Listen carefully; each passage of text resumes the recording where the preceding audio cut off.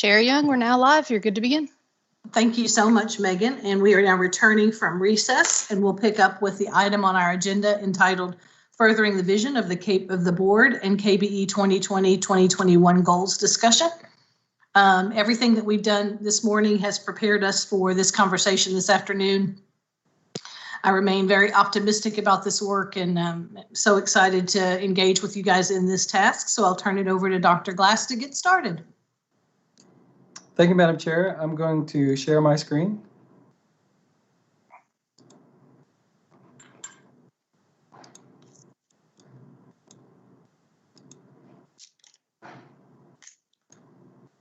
There we go. Can everybody see that? Perfect. Okay. Yes.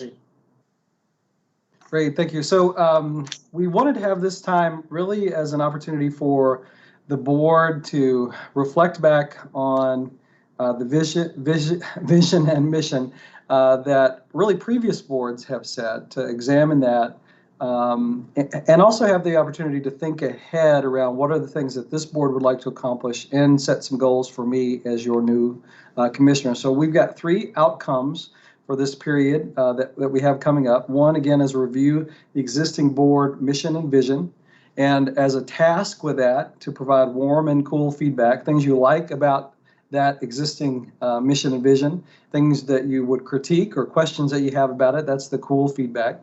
Part 2 is define the board goals for this coming year.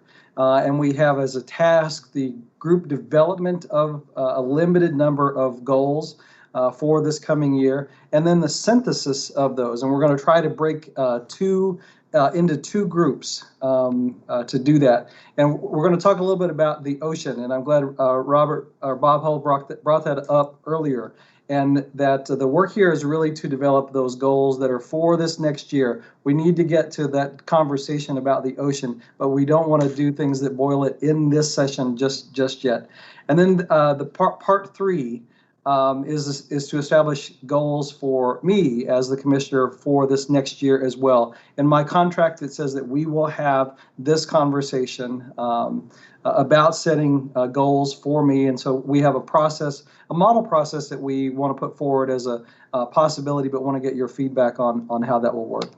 So some perspectives that all of us will bring into this conversation, and the background and variety of experiences on this board is really extraordinary, ranging from people with legal backgrounds, higher education backgrounds, legislative backgrounds, practitioner backgrounds, parent backgrounds, policymaker backgrounds. So there's all sorts of different perspectives that we bring into this work.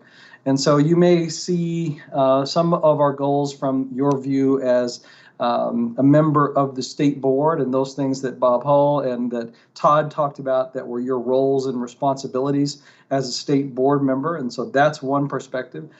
You're also effectively the governing body over the Kentucky Department of Education through me as your executive over this agency. So you may see things through the perspective of the department, what you want the department to accomplish. And then, of course, where the rubber hits the road is the experiences that our schools and practitioners are creating at the local level, or the LEA level.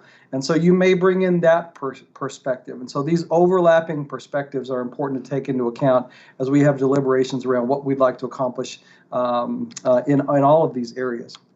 So what's important is where the nexus comes together and where we can really leverage great change is where we have the state board, the Kentucky Department of Education, the LEAs, and then we may layer in other groups later into this as well, legislators, parents, the community, students, business organizations, where we start bringing all these Venn diagrams overlapping and we create a larger nexus of groups that are all rowing in the same direction. Now we're really able to leverage some large-scale change. Building on some of the things that Bob Hull raised earlier as well, clarifying questions for us all as we think about our goals for this next year. What's in the best interest of students always has to be first in our considerations, and that is not always clear. Because while we all want the best for our students, sometimes there are differences of opinion about how we get there, what would be the best outcome for them. But elevating that discussion around what's in the best interest of our students is always a good starting point. You also had heard Robert Hall talk about what is our responsibility and what is our authority.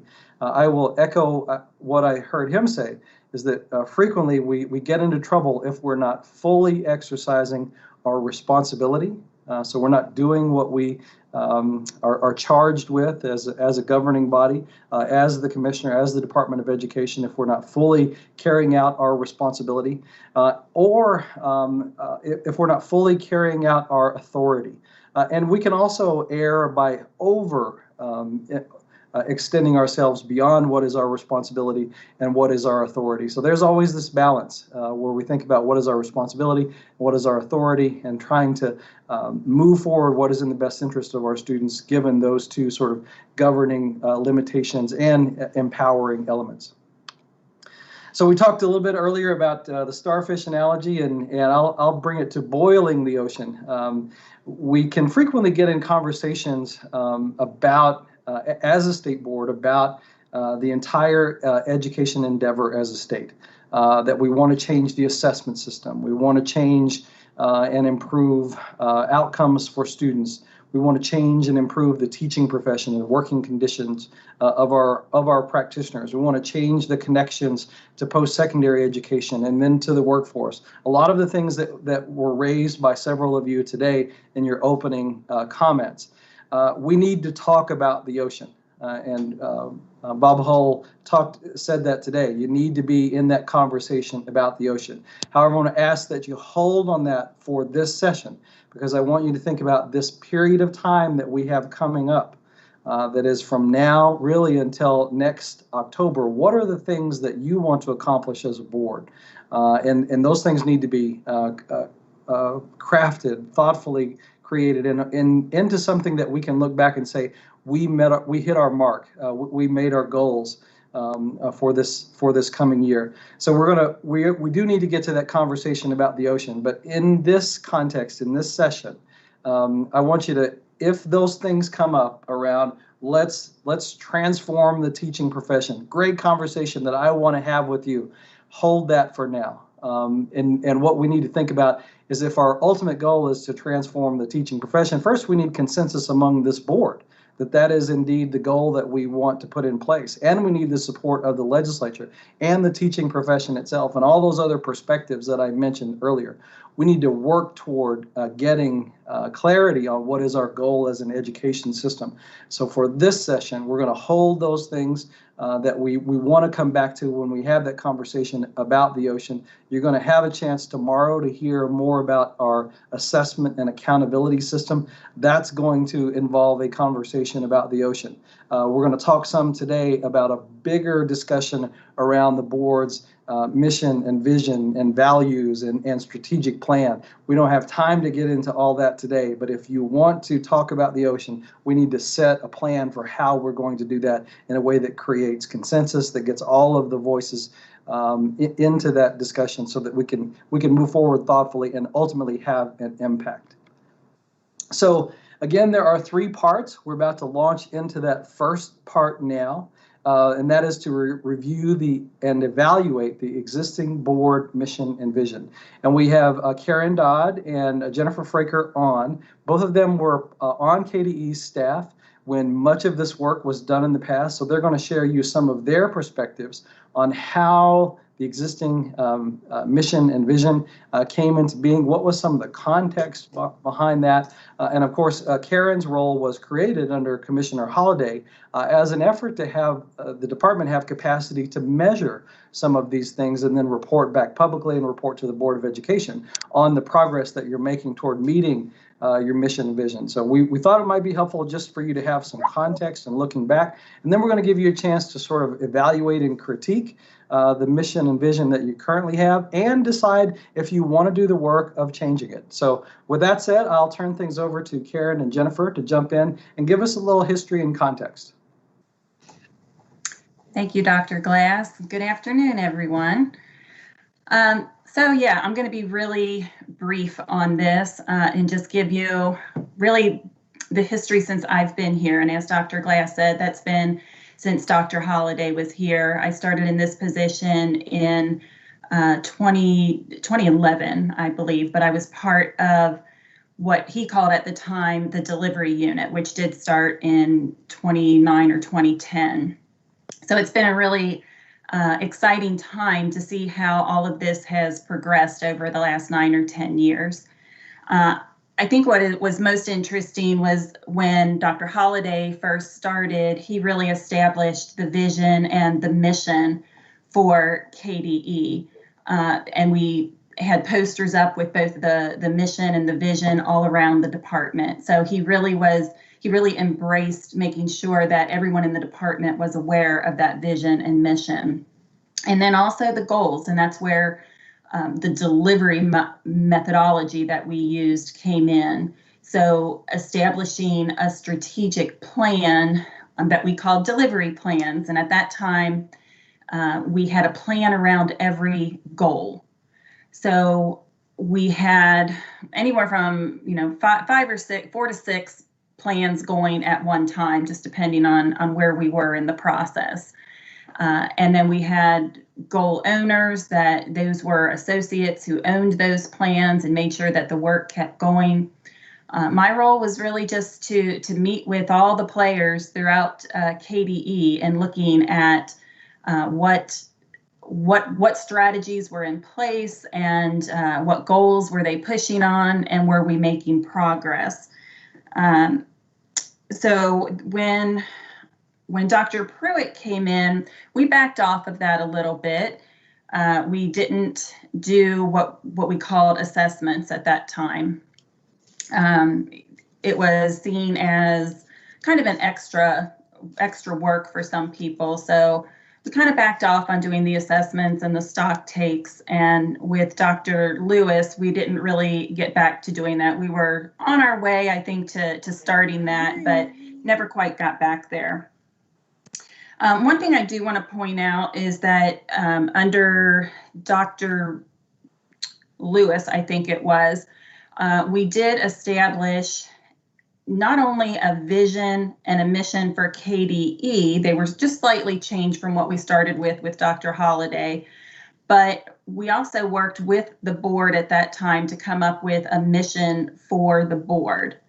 And I thought that was really, really interesting. I've gone through and looked at different states to see how many of them have separate board missions and how many don't. And it's pretty mixed. I think the benefit of having a board mission is that the work that you do really is very different from the work that KBE does. So, you're very much entrenched in the legislative side of things. And so ensuring that the things you want to accomplish come from that work, I think is a good thing and good to have in a vision for the board. Whereas the work of KBE is really about providing guidance and support directly to the districts. And so our mission should really reflect that.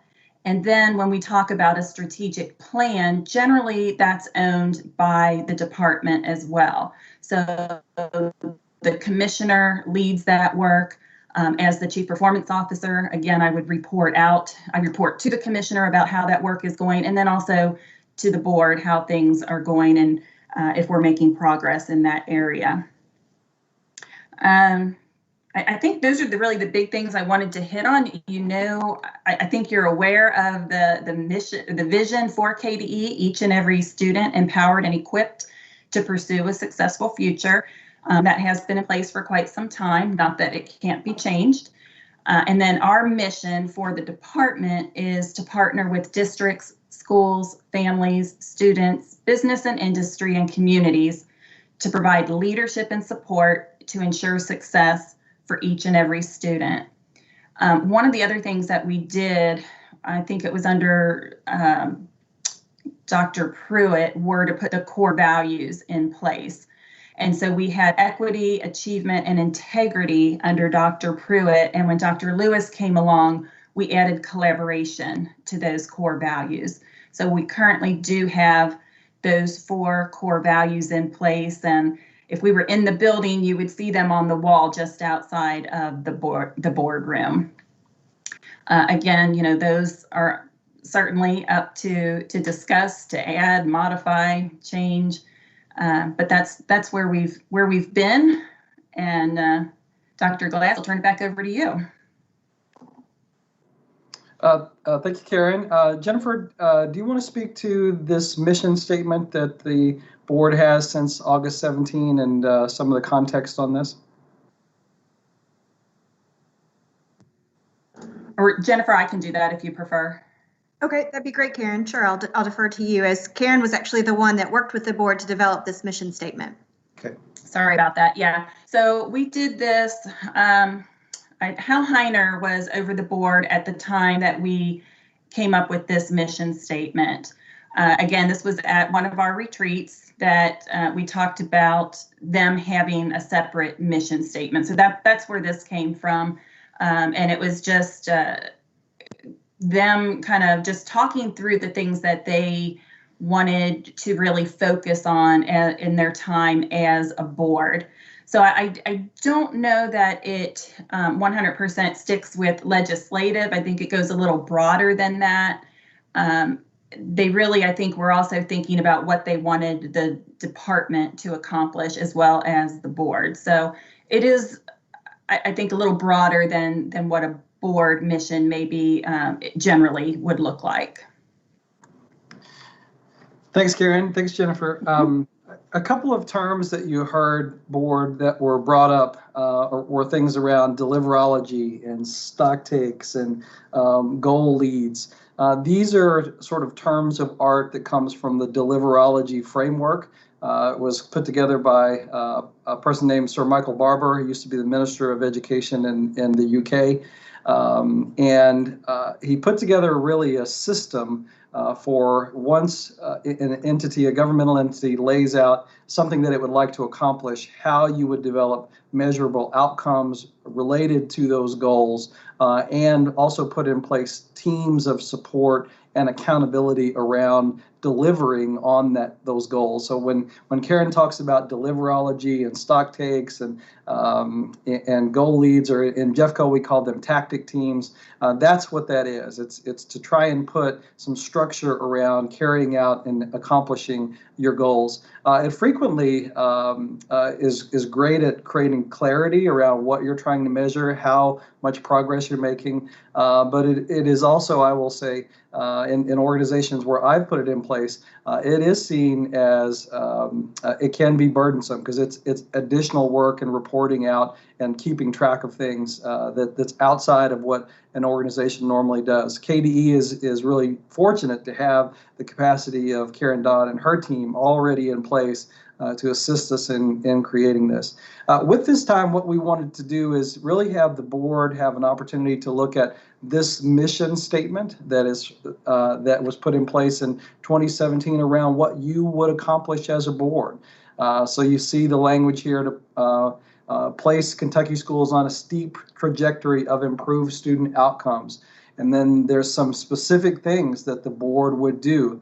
Put in place policies that create flexibility for district innovation, strengthen the skill and expertise of educators, increase family and community involvement, access to external supports for students and families, accelerated interventions for student learning, improve coursework completion by all students, and then transparent accountability reporting.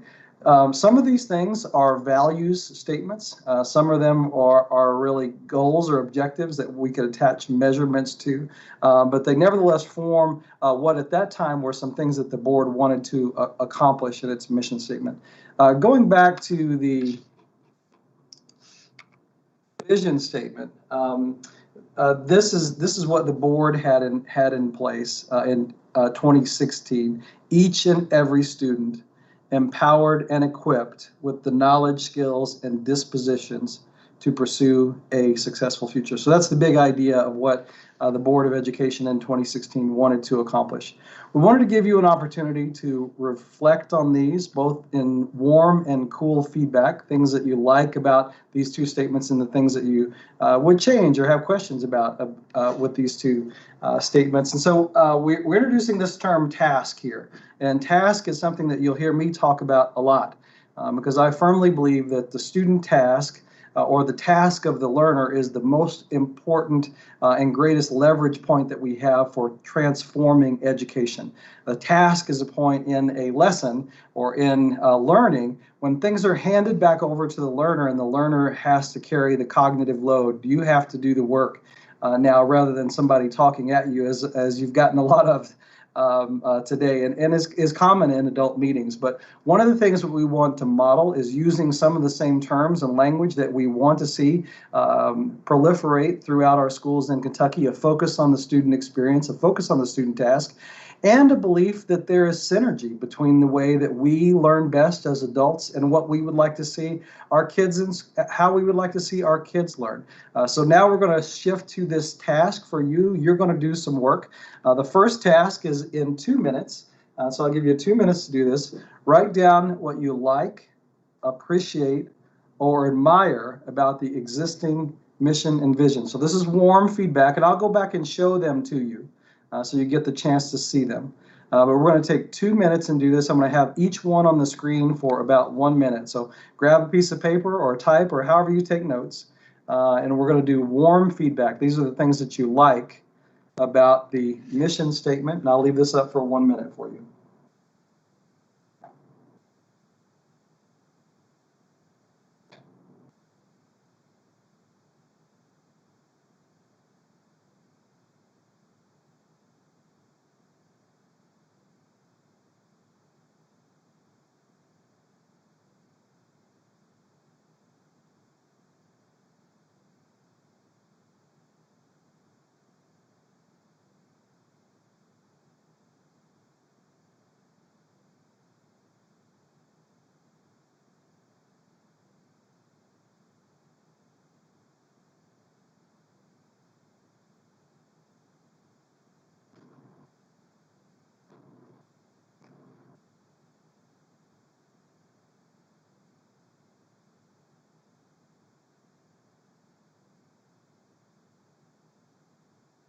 Okay, we're going to start wrapping up that warm feedback about this vision statement, and then we're going to shift to the mission statement. This one's a little longer, and we're going to give you, again, 1 minute of warm feedback, things that you like that are ideas or concepts that are in this statement.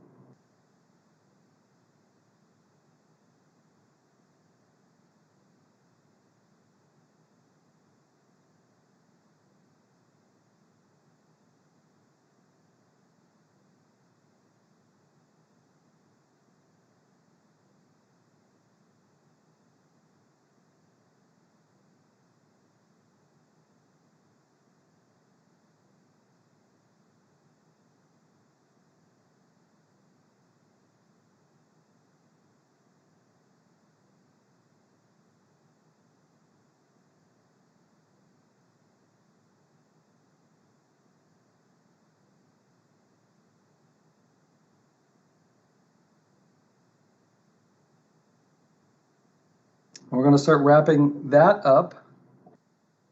So hopefully you've gotten some warm feedback about these two statements, things that you liked about both of them. And now what we're going to do is the opposite of that, which is the cool feedback. Where do you have questions or pushback or think that something is missing in the existing mission and vision? And I'll go back through that same process. We'll look at each one of these independently. I'm going to take 1 minute now and write down any cool feedback that you have about this vision statement.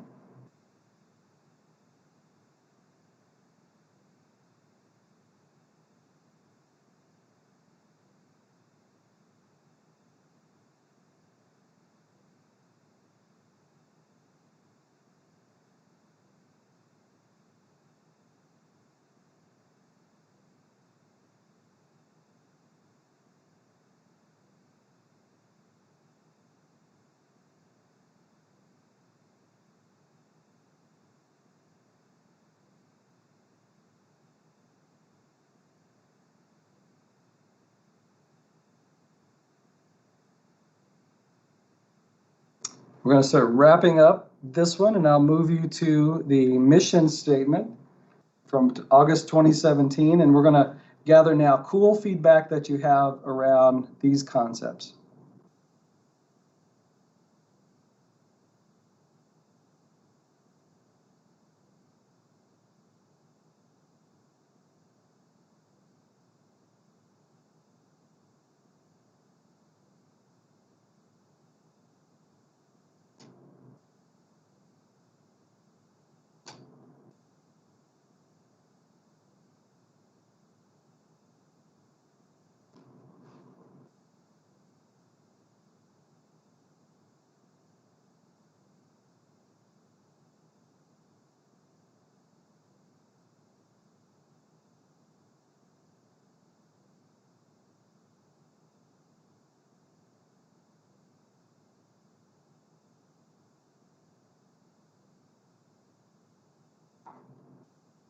Thank you very much, board. We're going to start wrapping this up now.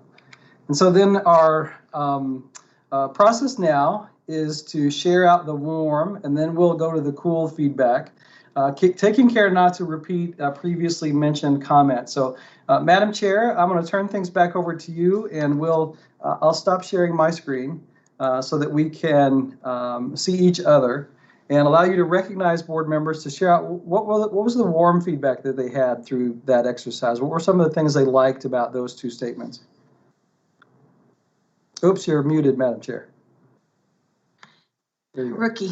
I'm happy to moderate this conversation, and I want to use Joanne. She's always our model, but the way she was in the earlier part of the conversation when she said most things on her list had been checked off. So let's heed that as an example. If one of yours has been taken, go to the next one, and you don't, if everything on your list is checked off, then consider it a win. So starting with warm feedback around the vision tag, just unmute and I'll direct traffic if needed. So this is Holly Bloodworth. Should we just say one thing? So one or two, I think would be fine, Holly. Yes, please. I liked that the first one said each and every student. That was my favorite part. Excellent. Thank you. That's a check for me. Lou? Yes, Mike, jump in. Could we have the I guess the Screen. thing back up in front of us? Yeah, let me read that to you one more time. If we have the slide, then I can't see you. This one is each and every student empowered and equipped with the knowledge, skills, and dispositions to pursue a successful future. Okay.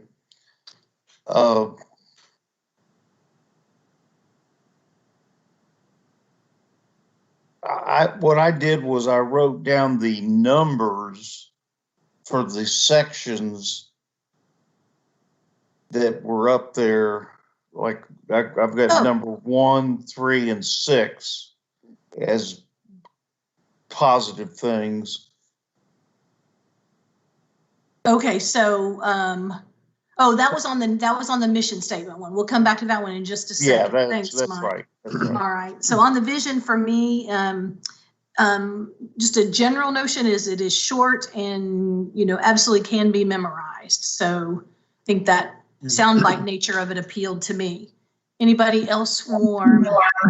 Yeah, Madam Chair. Hi, Elvis. Yes, glad you're here. This is Elvis. My warm statement is I think that it encompassed the essence of what we want to accomplish as a Board of Education. I think it was well written, and so I don't think there was a lot left out in it. Excellent. Thank you so much. Chairman, this is Lee. Yes, please, Lee. I like the disposition included in there because it speaks to some of the softer things we were talking about being able to work with others and collaborate and have the proper disposition. Excellent. Yeah, the holistic nature of it's not just about knowledge anymore. Thank you. It's Patrice here. I don't think anybody could argue with the overall goal of a successful future. Excellent. Right. That very aspirational in tone and substance. This is Allison. I like that it said empowered and equipped because you can be empowered to do anything, but if you don't have the skills and the equipment to do it correctly, then it's not, you can't be successful. Or vice versa, right? Equipped but not empowered to use it. Nice. All right, I think we may have touched on just about every word there on that one, Jason, but I heard lots of warmth in general. Okay, let's do some warm feedback about this one. All right.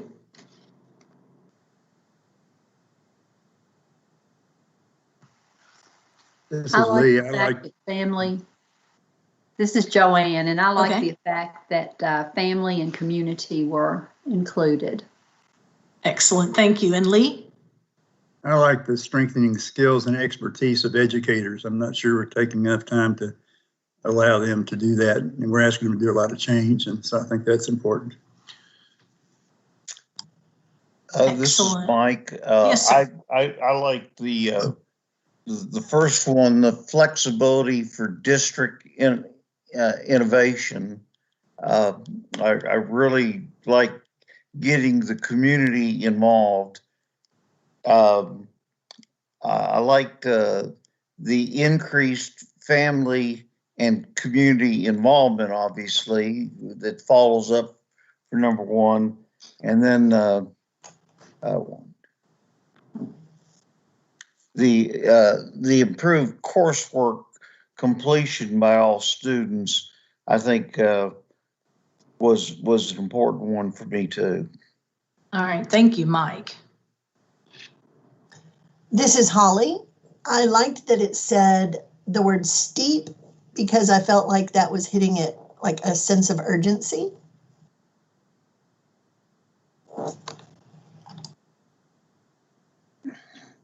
Any other comments on warm mission statement? This is Soliana. I like how it gave just the broad aspect of all the policies that lead to as equally important conversations as well. Excellent, thank you. Some balance there. All right, want to turn cool, Jason? Okay, we'll go back to the vision statement and let's hear the cool feedback on that. Madam Chair. Yes, sir. One thing I'm always concerned about when I involved in writing a mission statement is that it doesn't become too broad. Sometimes I think the narrow or focused statement is something that we can perhaps put more time and energy into that and perhaps accomplish more than we can with a real broad mission statement. Excellent, thank you. So finding that sweet spot where it actually can convert into action. Absolutely. Thank you. For me, a cool on this one is, and this doesn't sound like it's going to come out of my mouth, but it doesn't consider anything else about any adults in the system. So I love that the initial focus is on each and every student, and I think that's extremely valuable, but it doesn't include educators, support personnel, et cetera. So that could be a limitation. This is Allison. The part where it says to pursue a successful future, I think sometimes as the adults, we have an idea of what that successful future is and we put our thoughts into what that is.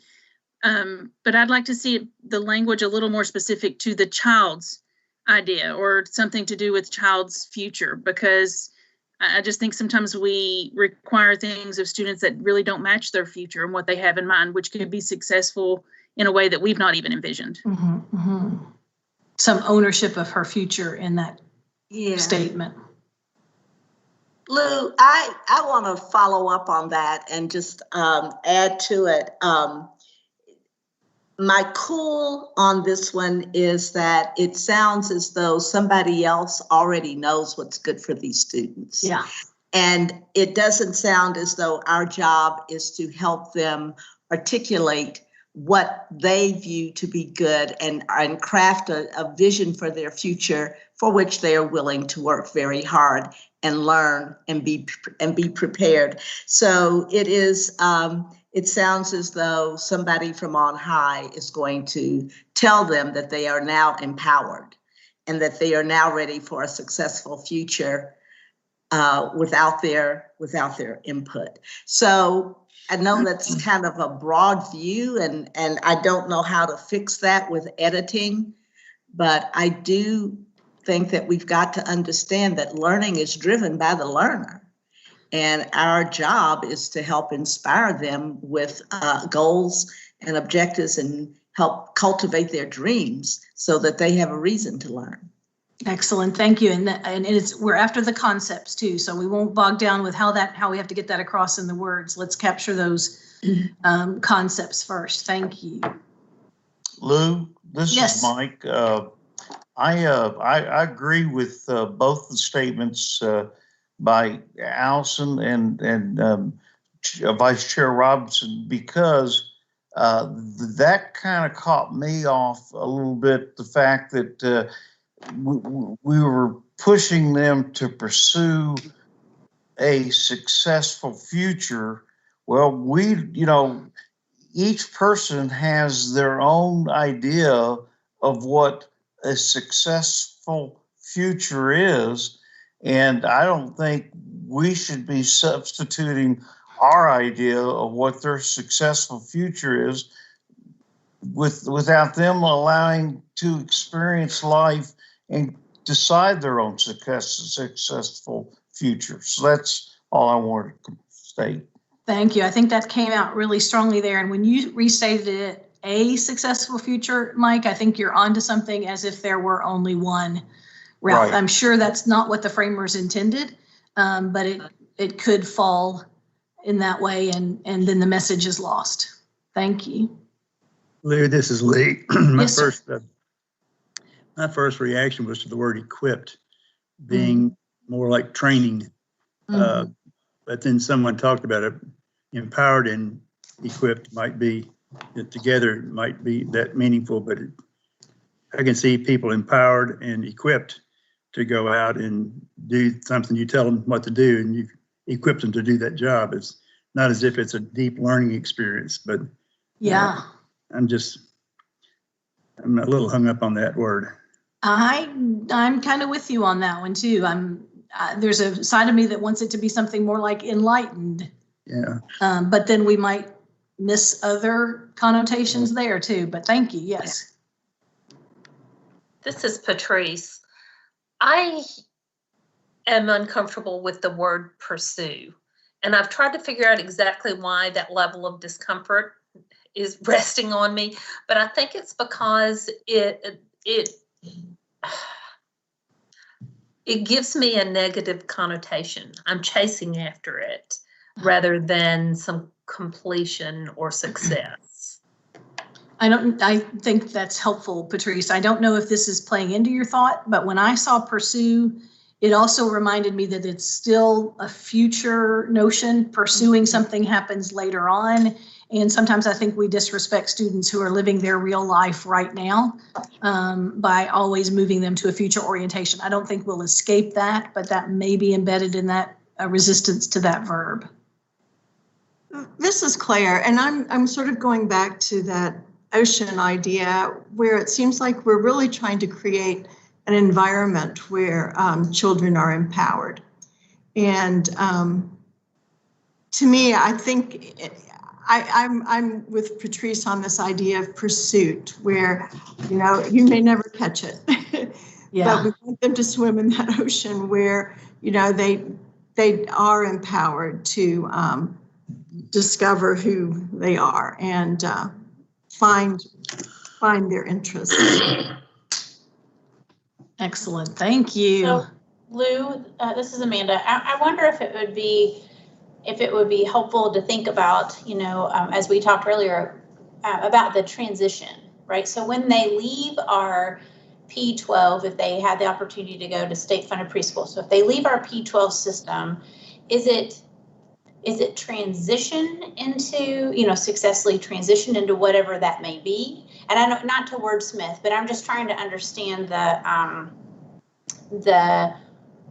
hesitation over the words, because I don't think it was ever intended that they would never achieve it or that we set an unrealistic goal. But as educators, we want our students to seek out their opportunities in ways we can support them, whatever that may be, whether that's directly into the workforce or with a credential or whatever. So I just wonder, is it transitioning into life, or what is, I guess, is it not seem quite so harsh when we say pursue, because it does sound like it's chasing? What do you think would be helpful on that? I mean, I guess my question is, what's the overall goal we want for students, right? Like, definitely to seek out what they find to be fulfilling, but we also want them to be able to sustain and not suffer or struggle, because education is our key to having kids have new lives or new opportunities that maybe their families didn't have. I mean, many of us are first gen that can share those stories. So I just wonder, you know, what is the goal maybe? Too many English teachers on this team, Jason, sorry, but I would just throw out the possibility that if the verb were realize a successful future, that we would lose the pursuit, chasing after something more elusive, maybe is the connotation. So if we want them to realize a successful future, then to me that nails it for every kid, just as one example about how the verb really does matter there. Yeah, Right, this is the treat. I was thinking maybe even achieve a successful future. I mean, to me, that seems like it's more a goal to accomplish it rather than to chase after it. Yeah. Lou, I want to go back to our 6 things that were put up back in when Todd was talking about the reform of KDE, not those particular things there, but it was that we should be creating an informed citizen when they're graduating, you know, going back to the main principles of public education. And I think the mission statement is short of talking about what they should be doing in the future versus what they're doing also when they graduate, and that is to have a well-informed community citizen on our hand. So I think our mission statement has to include something in relationship to those 6 things that were embedded in the CARE Reformed of what our mission really is. And not to sound like too much of a nerd, Randy, but that happens to be KRS 158.6451, which is still the law of the teaching and learning land in Kentucky around that self-sufficiency, interdependent member of a group, well-rounded in the arts, et cetera. So yeah, right. Some grounding in the wholeness of the experience, maybe. Yeah, that's where that disposition, if we're talking about the knowledge and skills, but those dispositions that we're trying to teach in and around the social emotional learning that we know COVID in and of itself has kind of deteriorated here recently, but we got to get back to that focus that it is our job to teach those social emotional dispositional skills so that they're successful.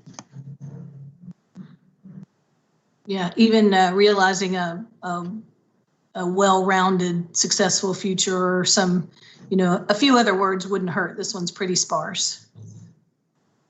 This is Claire. Yes, I think going back to the idea of, you know, we want them to be learners, we want them to be able to be employees, we want them to be citizens. All of those things are going to be important, and you know, I almost think that language almost has to come in someplace. Mm-hmm. I felt like using the word, using the term coursework completion in the mission statement almost made the whole thing too rigid. I mean, it's like it's like coursework is a convention. It's one tool. I just felt like that was taking us back to some rigidity that we didn't really need to embrace going forward. All right, thank you, Sharon. Let's go ahead and pivot then to the mission statement. Jason, if you want to put up cool and mission statement there. I had a lot more cools about the mission statement than I did about the vision, although everything I heard you guys just talk about with the vision was definitely resonant with me. Yeah. And Madam Chair, just as a process check-in, what you're trying to do here is just bring forward what you liked and didn't like. It's an accept non-closure in this. We can get to fixing this and trying to improve it to something that matches your values if we want. But right now, we just have to accept non-closure. It just is what it is. Got it. Thank you. More cool on mission. I'll just throw in, it doesn't align well with me to the vision. They seem like 2 pretty disjointed slides in the deck for me. So I would hope that we would get to a place where those 2 things are more reflective of one another.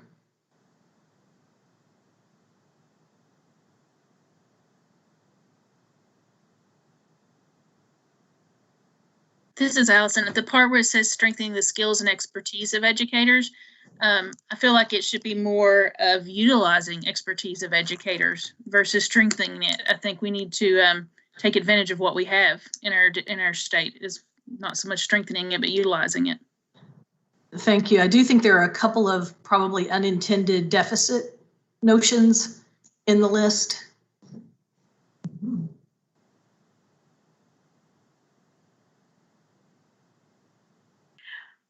So Lou, whether it was intended or not, I do think that our list should be recognizing our assets and being very deliberate about using those assets and leaving open and being clear about the expectation that as educators, we will develop additional assets in an effort to serve our students. Agreed. I feel this almost casts what exists in a negative light. To me, it has a sort of a deficit feel to it.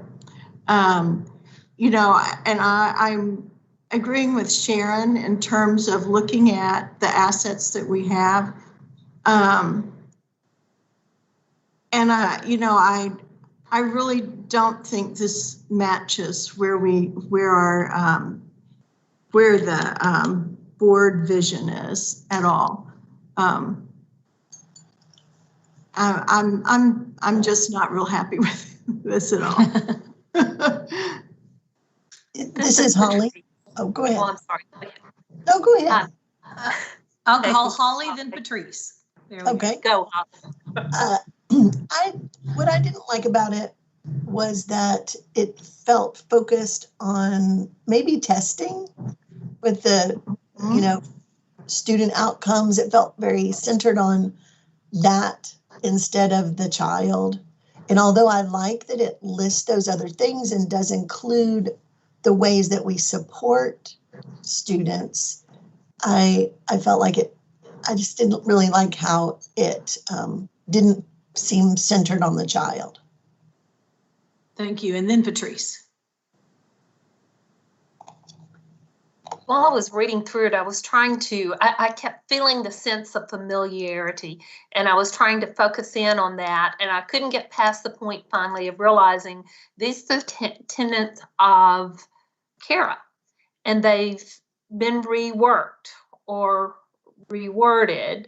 So I am not sure that they have been focused in the correct direction. Does that make sense? Yes.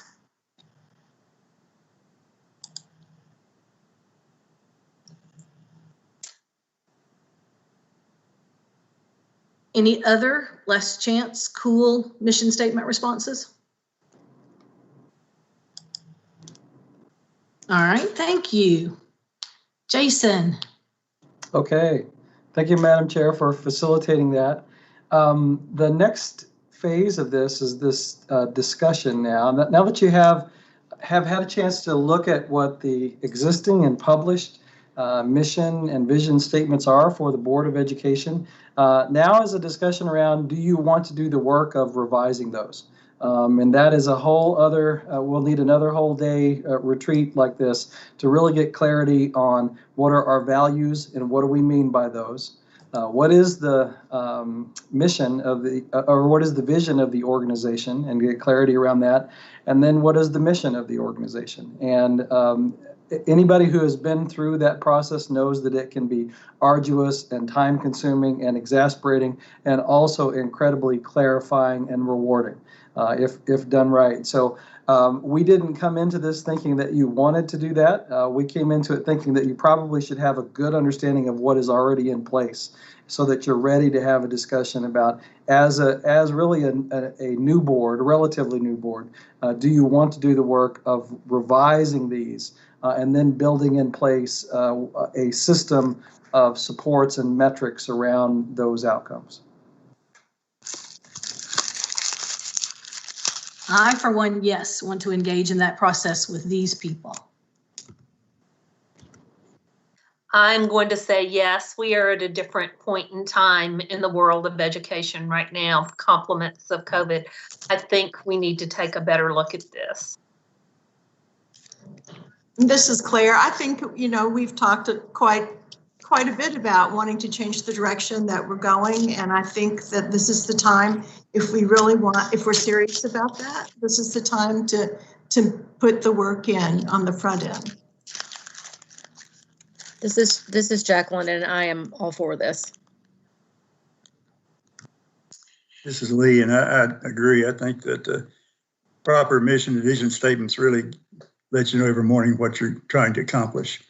And I'm not sure, it's not easy to buy into somebody else's mission and vision statements, but I think given the local history in the state, this group wants to do something different and more earth moving than what we've seen in the past.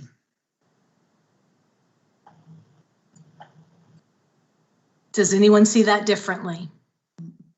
No, this is Mike, and I agree, Lee, very much with what you're saying and what the other members have said. I basically think that we're probably at a stage where we would like these task discussions to be a little more open, a little more student concentrated, maybe teacher concentrated, from the standpoint that they have the freedom, because we went through a stage for 30 years where we had a pretty tough system where we were telling teachers exactly what they had to teach, the students what they had to learn, and everything else. And I think we realized that that system wasn't the best system, and that today,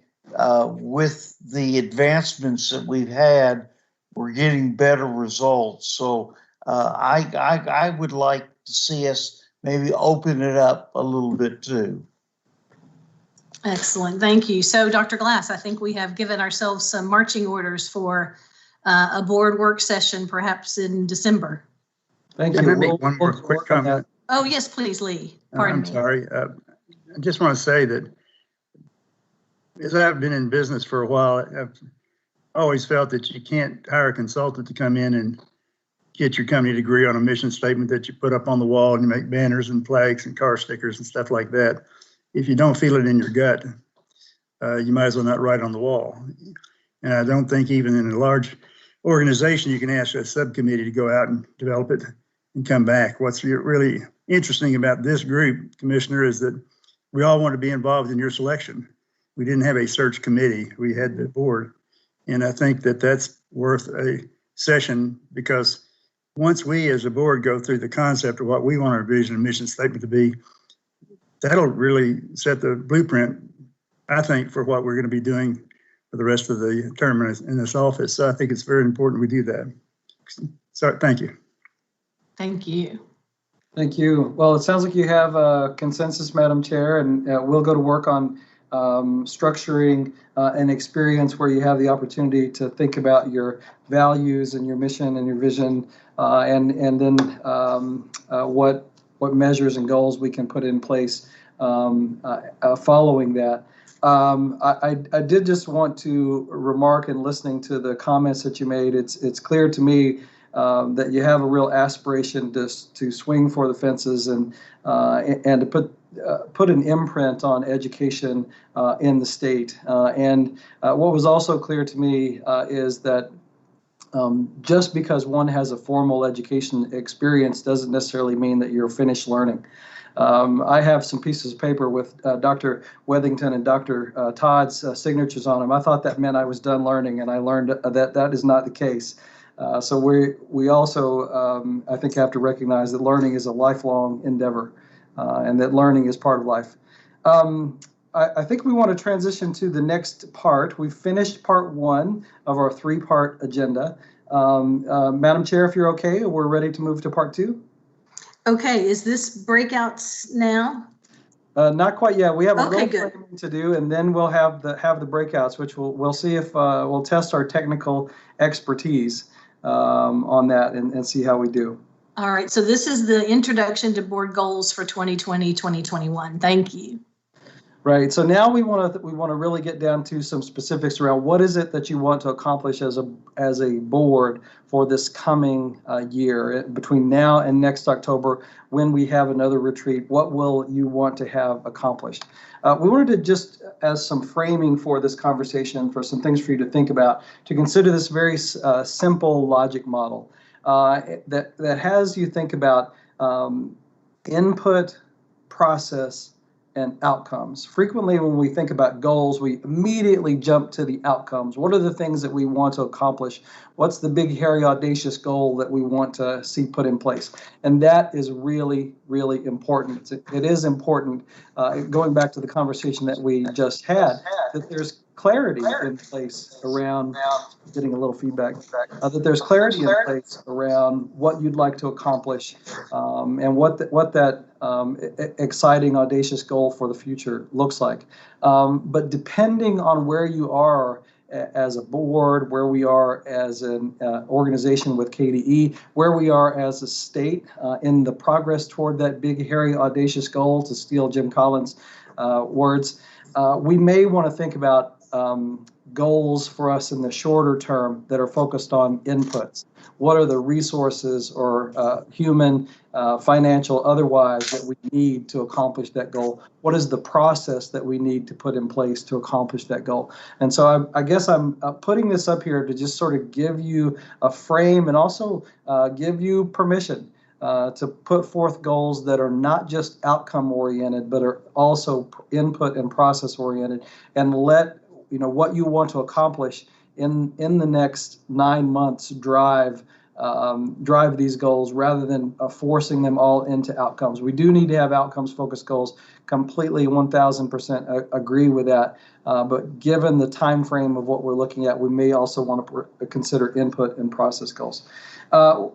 You've all, I think, seen this SMART goal framework. It's useful in this context as we start talking about goals to bring some of these concepts back out, because they help us narrow and tighten up the goals into things that are specific, measurable, achievable, relevant, and time-bound. So that, especially for this period of time, that time-bound element is really important. We're going to set goals for this board for between now and next October. What are some of the things that you want to accomplish? So we do have another task for you now, and that is to break into 2 breakout rooms. And you see we have 2 groups listed here. You see your names are into these 2 groups. We're going to give you 30 minutes in each of those groups to, as a small group, design a limited set, 3 to 5 goals for this board for this next year, considering that SMART goal framework. So you're going to be in these 2 groups.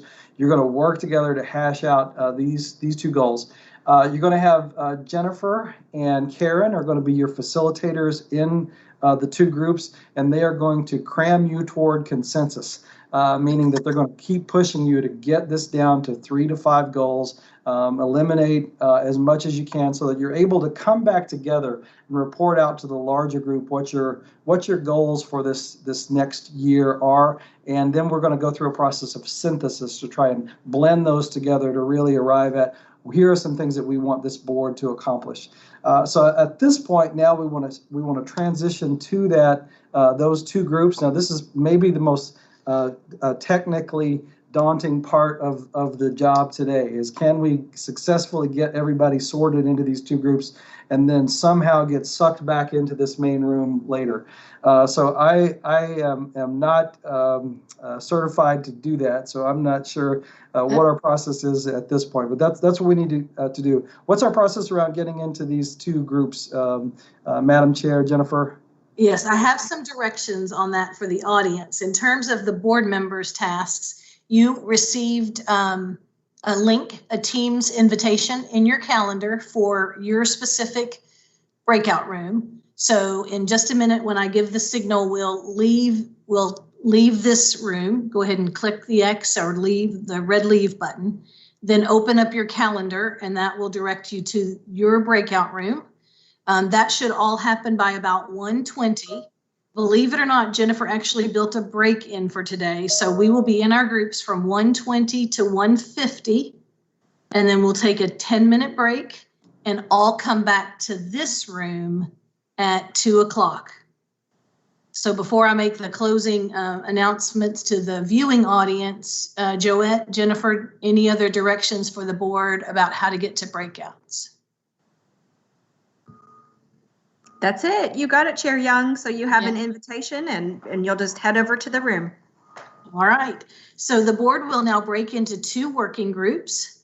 Group 2 will remain in this meeting room. So it's only those of us in group 1 that have the separate invitation. Oh, should have read my own notes, Jennifer. There you go. Sorry about that. Group 1 will use an alternative meeting room provided to you by email, and members of the public can view either working group via the links provided on the KDE media portal.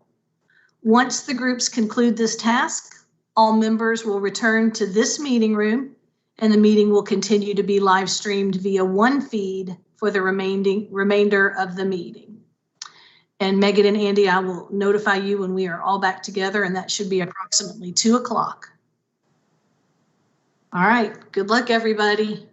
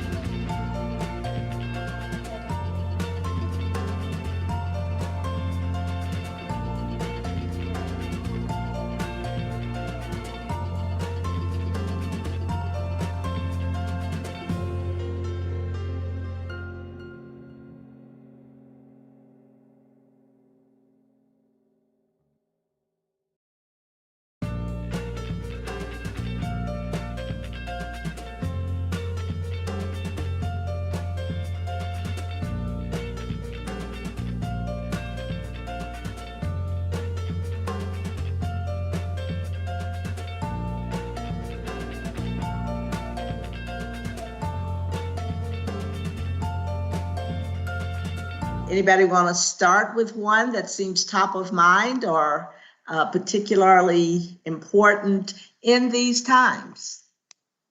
I would like to see us come together with the Governor's Office of Early Childhood, KDE, and CPE, and create a one, I guess, document, one guiding, I would say guiding principles of education in Kentucky, and truly commit to that continuum, all of us together.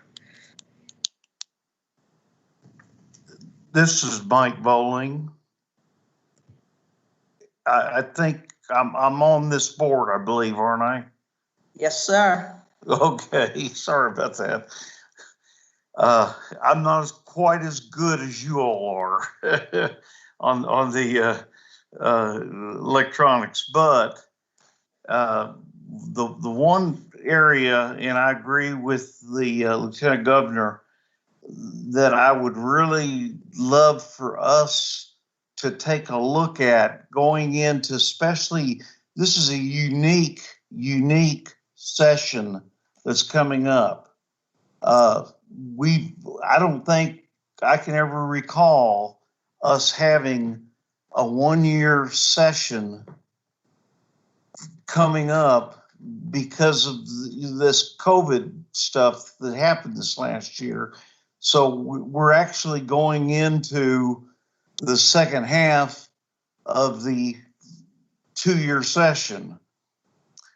And for that reason, I would like for us to look at the possibility, not pushing or shoving or doing anything, but I'd like for us to look at the possibility of getting our legislators to consider additional funding in the education arena, especially for this one-year session, that's coming up. And I don't think it would take a huge amount of money, but, having spent 30-something years around the legislature, I have learned kind of how to work the system a little bit. And I would be willing to apply my time and effort into that system, especially since my son currently serves in the legislature, and I've become friendly with not just the Democratic side, which obviously I've served as a Democrat in the legislature, but I've become very friendly with the Republican side. And I think you all know that just like you all were, I was reconfirmed to serve on the state education board, which, was kind of appealing to me because of the fact that I had served in the legislature and some of our former legislative members did not get reappointed. So, I think this may be an opportunity to at least look into the possibility of getting some additional funding into K1 through 12, and even helping the graduate level courses, if that could be done. But at least K1 through 12, which we're responsible for, I think that this is a unique time that we need to possibly consider trying to do that. Now, whether we can or not is only going to be told between now and probably the middle of February or so, that when we start to see whether there's a possibility or not. But I think it's at least something worth pursuing, because I agree. I think strongly we are getting out of balance when it comes to various school districts and what they can provide and what they can't. Okay. Hi, everybody. This is Karen. I'm facilitating here with you all. So I have that additional funding for K-12 education. Let's do a little bit of brainstorming. What other kinds of goals are the rest of you thinking about? Karen, I'm thinking about this notion of support for all actors in the system to shore up their efforts and support their efforts to address issues of inclusion, anti-racism, and social justice. Educators need resources. They need samples. They need access to materials. They need ways of supporting this conversation both in the schools and in the communities. And when I say all actors, I'm including superintendents, school board members, and teachers supporting students to understand activism and citizenship and the responsibilities pertaining to that. I mean, we've got to address a dynamic in the culture here and now, in our society here and now. And I think some of us do look like the deer in the headlights. And the resources are there, so I think that this is something the department can do, collecting, supporting, facilitating, linking people up. I just feel like that is something that we can do, and it needs to be done right now. All right, thank you. Another? And I can add on to that, Sharon. We talked about implementing implicit bias training for every staff and, well, every school employee. I'll say, just like you said, every actor. And I would like, I mean, we could potentially be the first state in the country to do that. And I think that is possible. And I think if that move is spearheaded by this board, that would send a message loud and clear about the expectations that we have. So I'm happy to work on that too. This is Patrice. Yes, yes, yes. On implicit bias training. Yes, yes, yes. The other, thinking of our end time as October, the other present and frustrating issue that we're faced with right now is we have a new type of gap that we are going to have to address that we have never had to face before. We have a wider chasm in our student learning. So in some way, we need to find a way to support our teachers in driving some form of assessment, and that doesn't roll off my lips very easily, but some form of assessment to determine where our children are and how to best meet the needs within those gaps. I think this is probably one of our most critical issues right now. Madam Chair. So for clarification, are you still talking about the achievement gap between the groups of students? So Black versus white, English learners, etc. It's going to go beyond that. Those with and those without, as far as technology issues go, as far as the assistance they've received from parents, I think it's going to be a more prominent gap across the board. We've lost some traction. Gotcha. Yes. Madam Chair, I'd like for Lieutenant Governor, she made the first recommendation. Can you restate that for me, Lieutenant Governor? I sure can. I said I would like to see us, all of the education partners in the executive branch, which would be the Governor's Office of Early Childhood, KBE, and the Council on Post-Secondary Education, and then of course the cabinet as a whole, to come together to, I don't exactly know how to give this, use my words on this one, but basically to come together to create a commitment to that continuum. I don't know if we could call it a resolution or a game plan. You and I might call it a game plan, Coach, for how we are truly going to commit to moving forward together throughout the education system. There is a way better way to say that, and I'm going to trust Lou to come up with that. But that's what I'll say right now. Well, the words you used were the continuum and the transitions. Yeah. Which I thought captured it nicely. And Sharon, by the way, and Lieutenant Governor, by the way, that's exactly how CARA was passed 30 years ago. We brought all the players to the party, got them all aboard, got business, big time business aboard.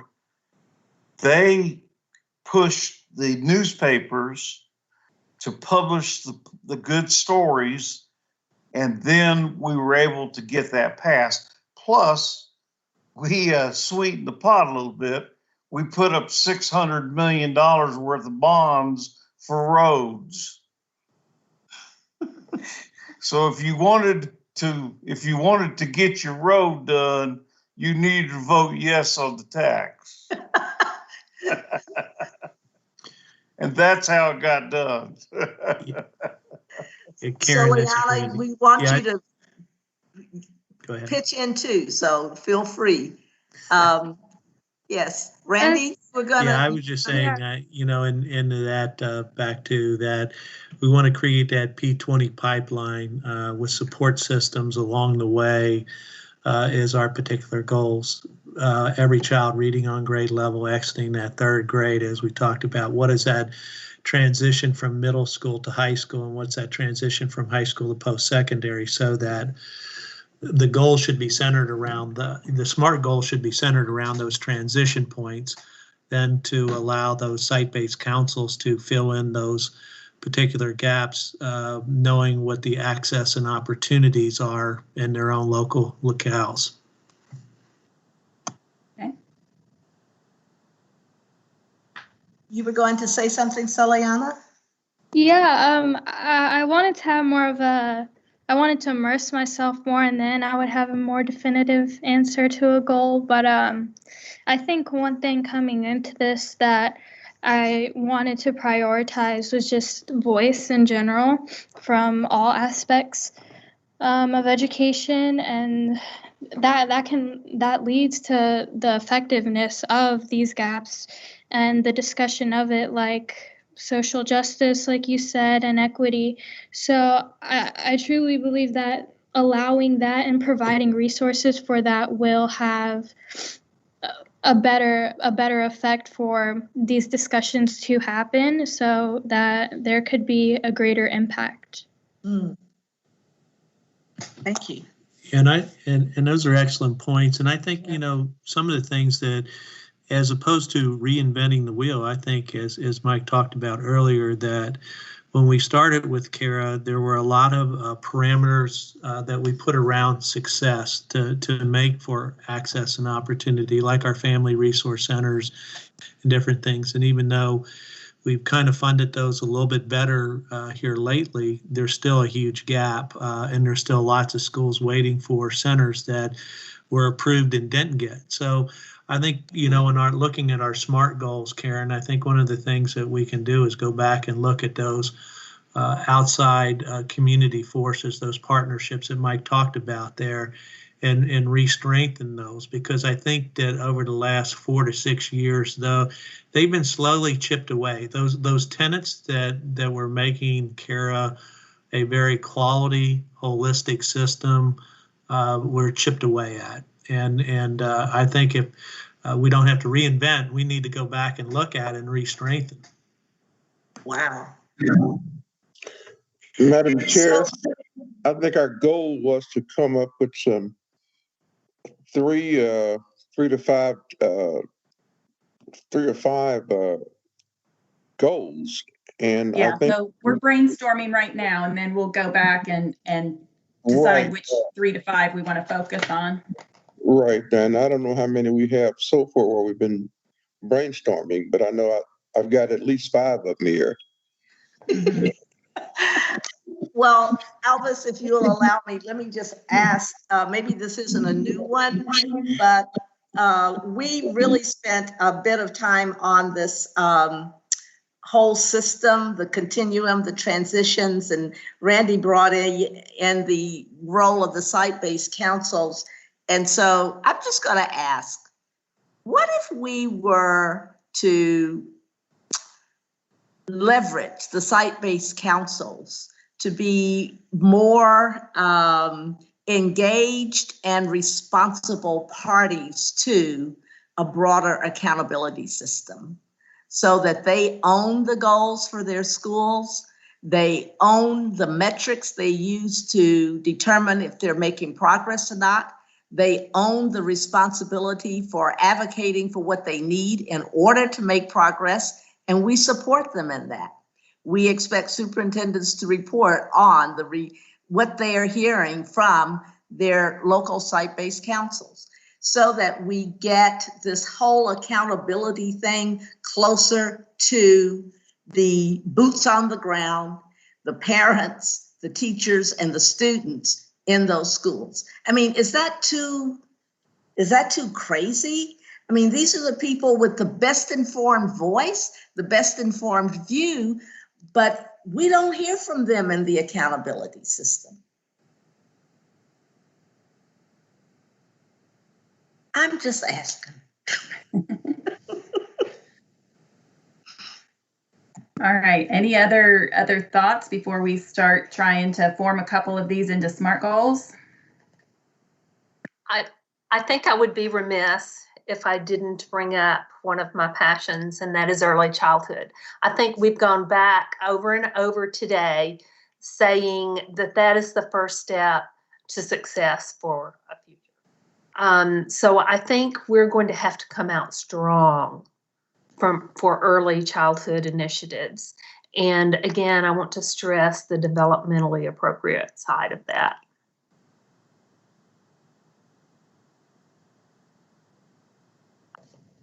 So I think we've got Aaron and Jason already working on a P20 or a KBE, CPE partnership on teacher education. I'd like to see us state a goal that we articulate an actionable partnership between the two agencies to improve the recruitment, the diversity, and the confidence that we have in our education workforce across the state. Sharon, I like that. I like your thinking along those lines, because unless I'm totally mistaken with this, our goals will transfer also over into our basically putting our money where our mouth is on what we request for funding. So that's an easy way to transition over to the lack of professional development funding that is out there.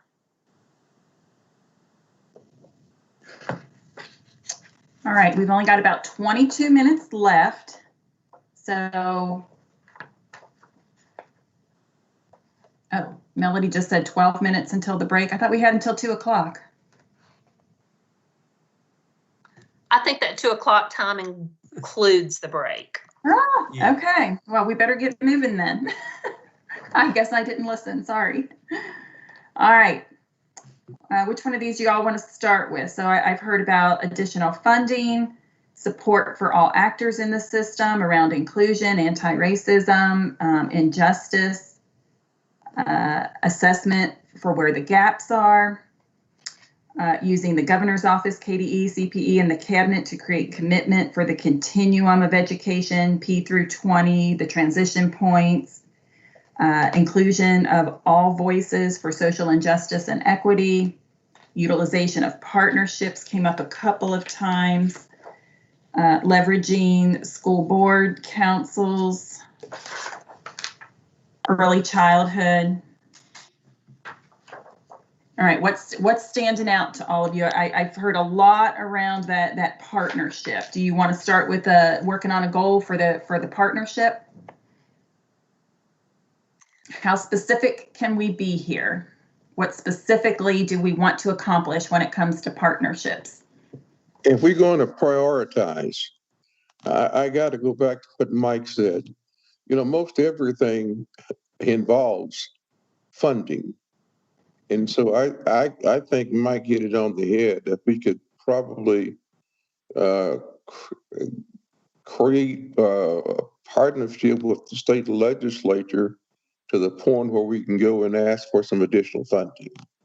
I really think that would help us accomplish some of the other goals. Alvin, thank you. I will. What I will say is that I think if we could take the time to just go back and look at the original agreements that we had between the legislature and various groups. I forgot the big group, which was all the business people. And if we could just, you know, get them to buy back into starting this process over again with the idea that we're going to try to raise some additional funds to the legislature, then we would know who all to get aboard, because there were a lot of different groups aboard during that time. I can tell you there were almost every group in the state was aboard. Okay. I'm struggling with where to go with this as far as specificity. Well, I think you know, it's going to require that some of us contact the various groups as soon as we find out who they are and see what their interest is in joining back up with us on getting a new CARE Act or some new funding or another penny or just something, because that's what you know, that's what in the end, that's where it's going to come down to, where the rubber hits the road, is whether they're willing to come to the road and help deliver or not. Could we just simply say, make it a little bit broader and say, build or rebuild, if you want to use the word rebuild, relationships throughout the education community in Kentucky? Yes. Because that includes the legislature, it includes the chamber, it includes all of those pieces, all of the education K groups. I think I heard somebody mention that earlier too. So I think rebuilding those critical relationships have to be done before we can make asks, because we got to build a coalition first. You're right. You're right, Lieutenant Governor. And you know, Kara, you know, KBE played a big role in helping put that all together years ago. So, I mean, we're going to need folks like KBE. We're going to need folks, you know, like the State School Board Association. Those are the people that control a lot of the say and power out in the communities. Okay, we've got 7 minutes left. Let's move on. So I think we got a decent one there. Rebuild critical partnerships throughout education in Kentucky. Is that right? Yeah, the education community in Kentucky. Communities, that's the word. I know I left out a word. Okay. I would love for the early education aspect to be considered, because we're looking at measurable, achievable, relevant, time-bound. October with our deadline. We've already got some measurable tools for that, in that we've got the Brigance that is used across the Commonwealth for some of that measurement. I would like to see a focus on strengthening our early childhood, preschool, kindergarten. And this is a second goal? Yes. Yes. Okay. But by the way, Bernice, I just wanted to say that right now, as you know, there's a tremendous input from people, mothers, fathers, grandmas. They all want to see the early childhood funded. And, you know, maybe that's how we get into funding, is we go after the early childhood, and we don't come out just trying to raise money for education. We're trying to raise money to fund the early childhood thing, because that's very popular, as you know. Well, right now, we're in a situation where parents are like, heaven help us get these children into some form of school and get them what they need, because now more than ever, they see the challenges we're facing. Yeah. So Patrice, can you talk a little bit more about the specificity around this one, so I can get this? So you want to strengthen K-3 support. Are we talking like normally we do reading and writing? What's our focus? I want it to be developmentally appropriate. When we start saying we want them to be involved in reading and we want them to be involved in writing and math, but we want it to be in a developmentally appropriate setting. They are not, 3-year-olds are not ready for somebody to sit down and teach them how to read a book. They need to experience a developmentally appropriate environment where they experience text and they experience the joy of reading and learning. So, and hands-on. So, to help develop that support for developing strong, developmentally appropriate early childhood programs. I mean, we should follow some of the guidelines of AEYC for that matter, and we don't. So just strong, developmentally appropriate early childhood settings. Does that help any at all?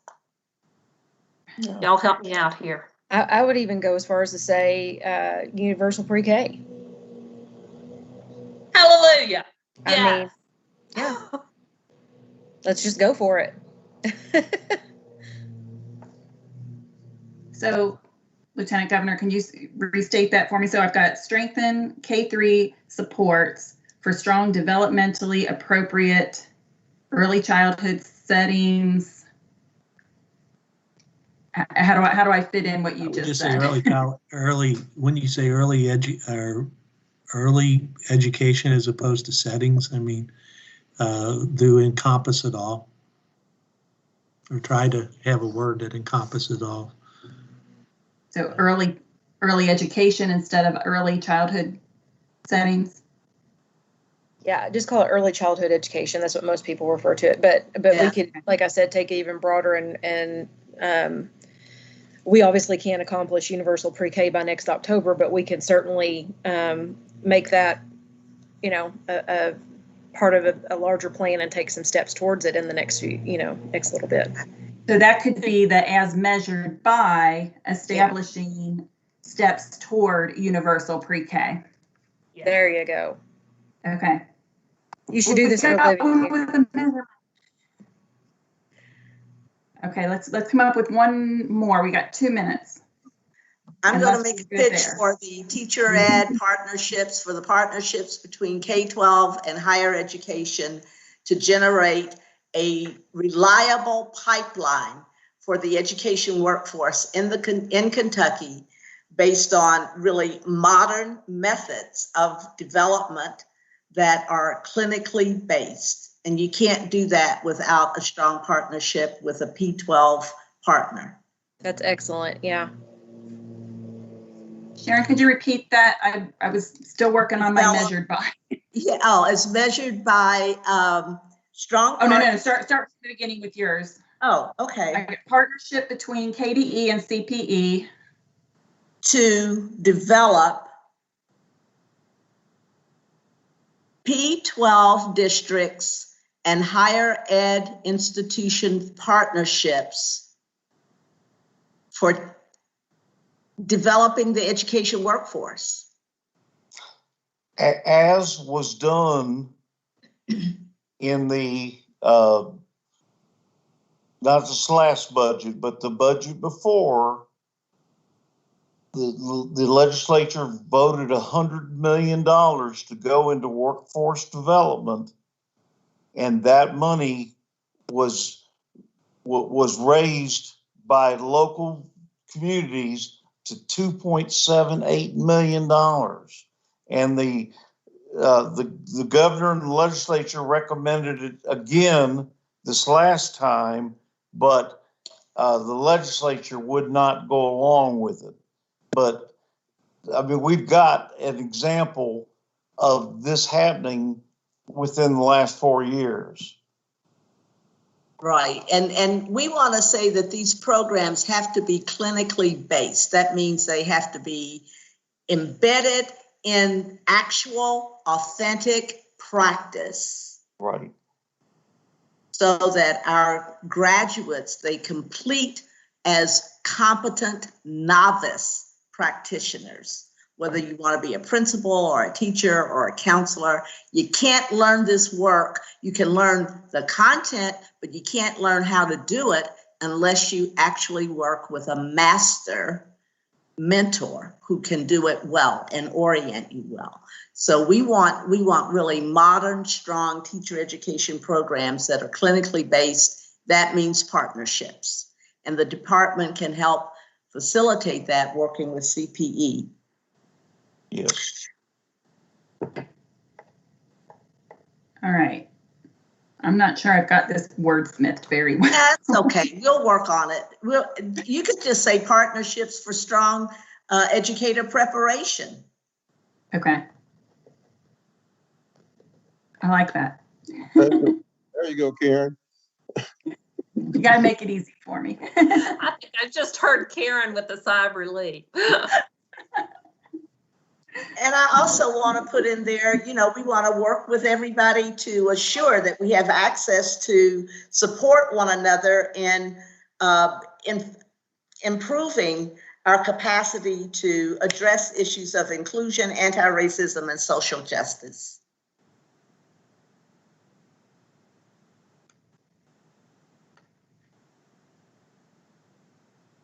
Okay. I That's still 4 wonder goals. if I think those are 4 good goals. You all happy with that? Well, Did we get the continuum in? The continuum, the early childhood, KDE, CPE. Did we get that in there? I got distracted, so should we talk about the gaps? Should we mention that? You know what? I'm gonna join you in this, Patrice, in saying this COVID thing has introduced a whole different thing is this the time to move into individualized learning for every student in the state? Because here's what I'm thinking. We've got the technology. We probably don't have it everywhere that we need it. And we've got the knowledge about learning that what we're looking at now is group and individual student gaps produced by the various circumstances of the COVID pandemic.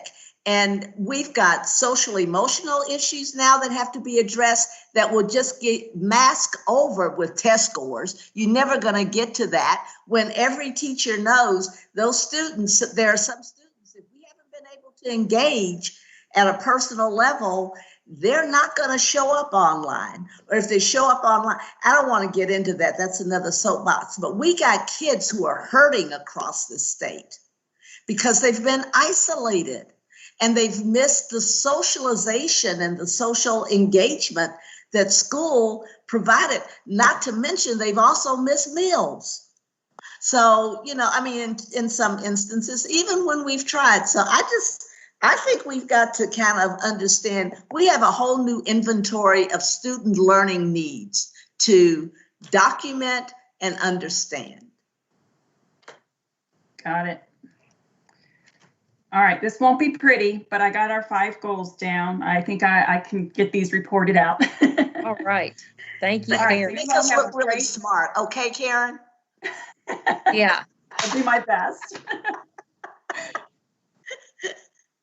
All right, I will put these together. You all have like a 6-minute break now before we all get back together. Oh my gosh. Okay, 6 minutes. I think I can do what.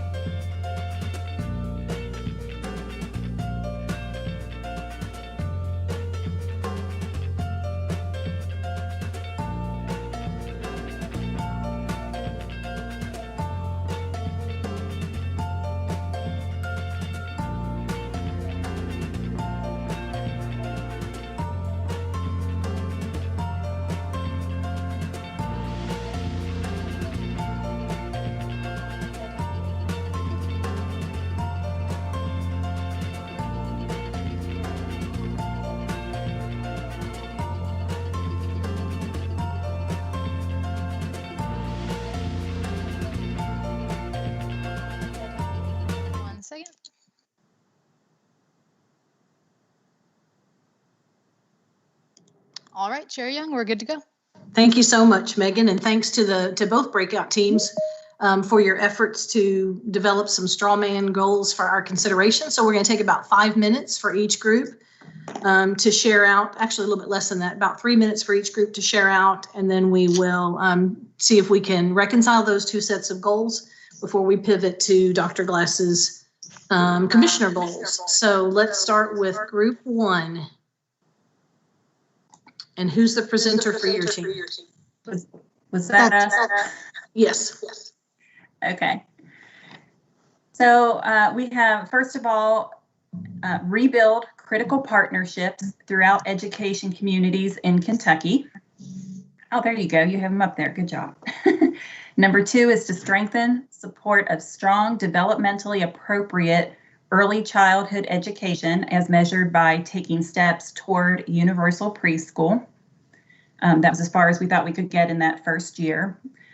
Then build partnerships for strong educator preparation programs. 4 was to support for all actors in the system to address inclusion, anti-racism, and injustice as measured by statewide implicit bias training. And finally, close learning gaps by implementing individualized education for every student in the state. Excellent. Thank you. I think I got my groups backwards. A big difference, but we were group 2, but yeah. It probably doesn't make a big difference. Yeah, I think I got my groups backwards, Patrice. I was just noticing that too. Thank you.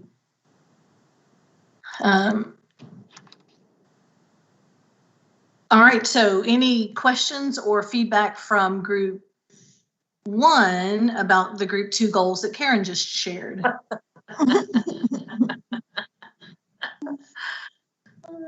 I see some early harmony with several points that we made as well. So let's do that instead. Let me pivot just a second and have Holly share out our goals, and then we can take a look at them more holistically and decide how those two might synchronize.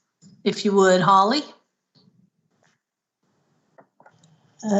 Yes. So it was pretty, exciting to work on these. There was so much energy and enthusiasm around setting these goals. So number 1 was advancing policies to increase the qualities and competencies of a more diverse educator workforce. Number 2 was ensure a thoughtful implementation of Senate Bill 158. Number 3 was leverage P20 partnerships in the creation of a portrait of a graduate at key transition points. And number 4 was put in place quality professional learning opportunities for Kentucky educators, including the 5 research-based components of reading and equity anti-racism. So some overlap with the first group, but some nice differences too. Mm-hmm. Oh, excellent. Thank you. So I definitely see overlap and reconciliation between number 4, quality professional learning, and the anti-racism injustice as measured by statewide implicit bias training from the other group. And interesting that those were both item number 4.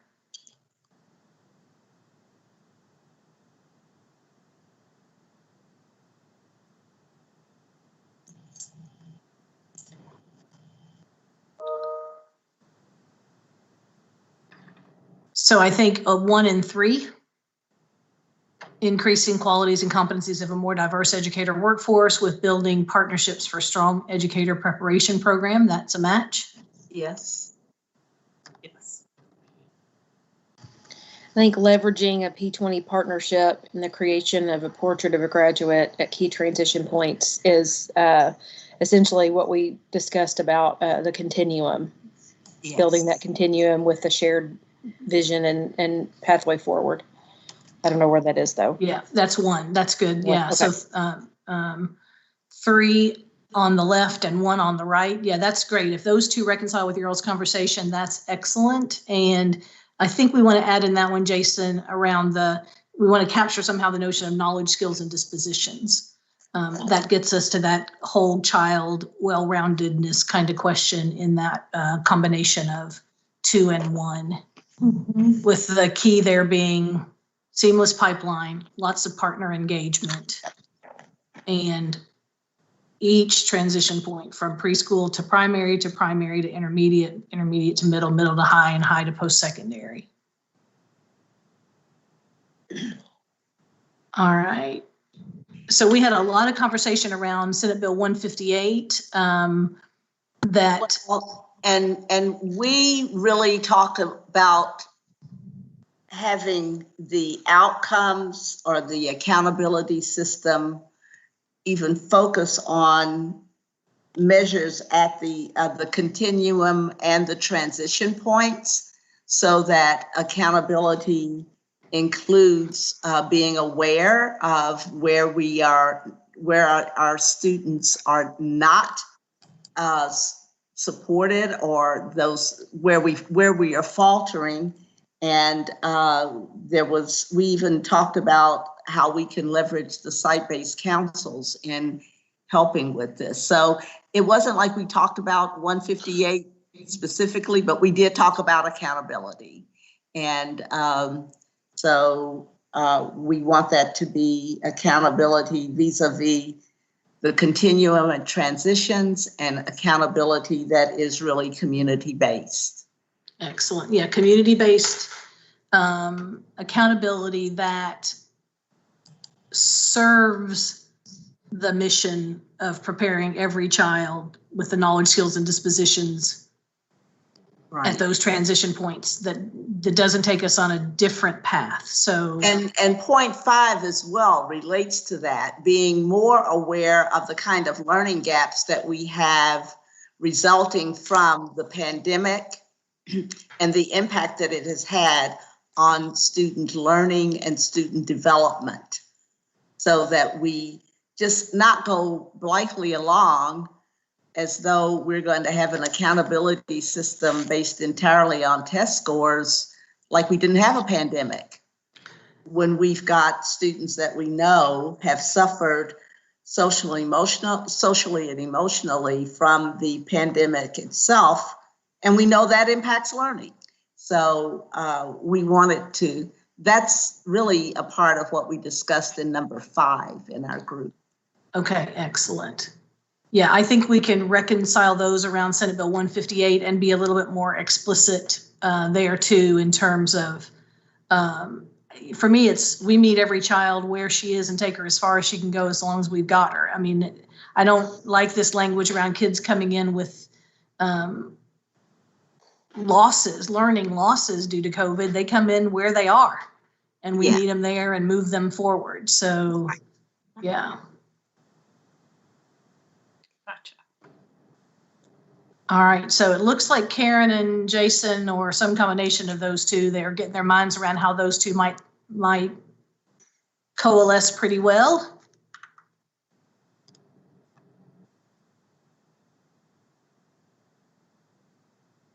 Jason, is that enough to go on for today? Yeah, I've tried to kind of color code them where I think they overlap, and we can work on the synthesis of these two areas. Is a great deal of overlap. You kind of got policies around the educator workforce, or these yellow ones here, so we can synthesize that. You've got this notion of partnership and the kind of systemness in these green ones here. Yep. You've got the work around anti-racism and equity, implicit bias in the blue, plus this research-based reading, which was a component here. So I have to think about how we can pull that in. That may have to be another element, or we come at it at a different time. Well, we approached it as a professional learning platform, Yeah. so I see that on the right-hand side as well. Mm-hmm. So. Right, and then we have the number 2 around early childhood education, and I personally, for one, support that as a standalone, and that still gets us to 5. We talked more about the continuum as opposed to early childhood as a standalone. But from what I heard this morning, I think that merits its own goal language. Okay. Well, let's see here. You have really this language in here around universal preschool. Mm-hmm. In all humility, we noted that we might not get that done in 1 year. That's why I put this in here. Right? Can I make this blink or something? Yeah. Yes. But we sure can try. Yeah. That's right. That's right. We will make a valiant effort to do the following by October 2021. And you know what? If in all seriousness, if we are strengthening support by October 2021, so be it. Okay. Well, why don't we work on this and see if we can bring you back some synthesized goals in December, and see if we can get something that you all feel like you see the work of the two groups present in what we bring back to you, and that's something that you can commit to work toward.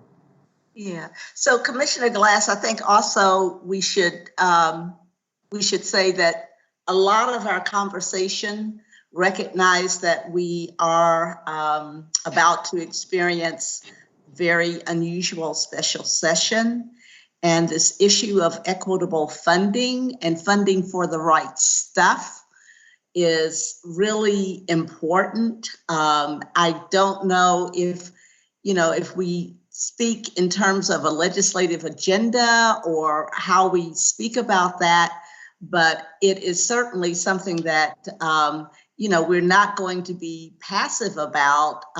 We just the funding was to support the things that we talked about in these goals, but the fact that we are definitely adrift on this notion of equitable funding at the local community, local by local, is something that impacts our responsibility to call out. So, yeah.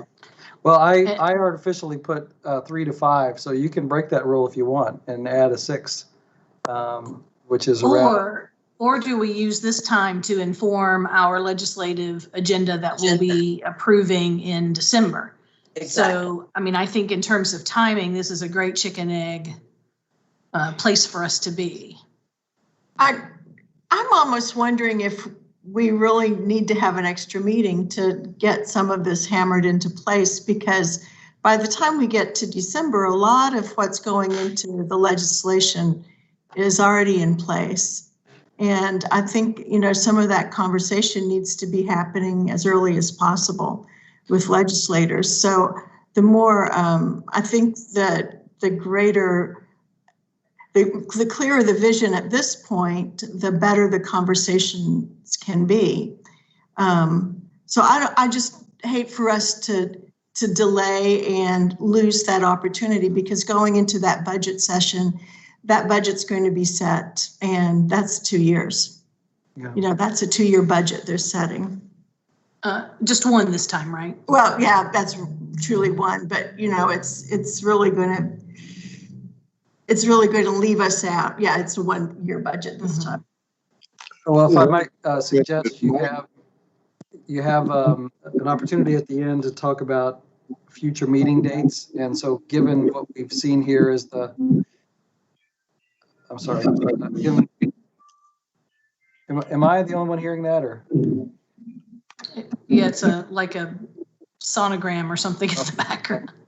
You have at the end of the meeting some time to talk about future meeting dates, and given the scope of what the work ahead is, you may want to consider adding those. So I might ask us to hold that discussion for right now, and let's come back to it at the very end to see if there's interest in a sort of a special meeting to work on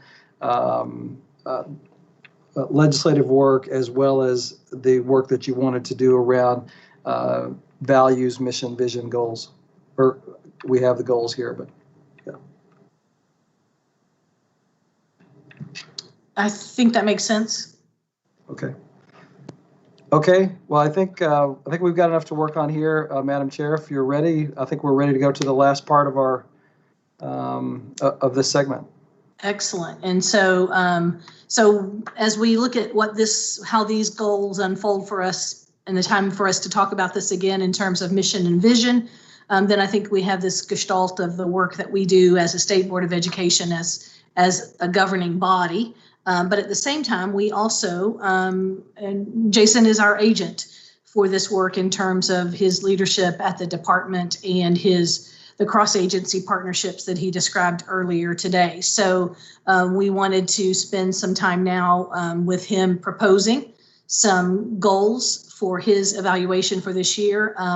We typically do his evaluation in August. This year, of course, he wasn't on board yet. So we moved our retreat. No, we usually do our retreat in August and his evaluation in October. So Jason, if you want to put forth your proposal that we've been taking a look at. Sharon and I had a chance to see this in a preview. So we'll go back over here.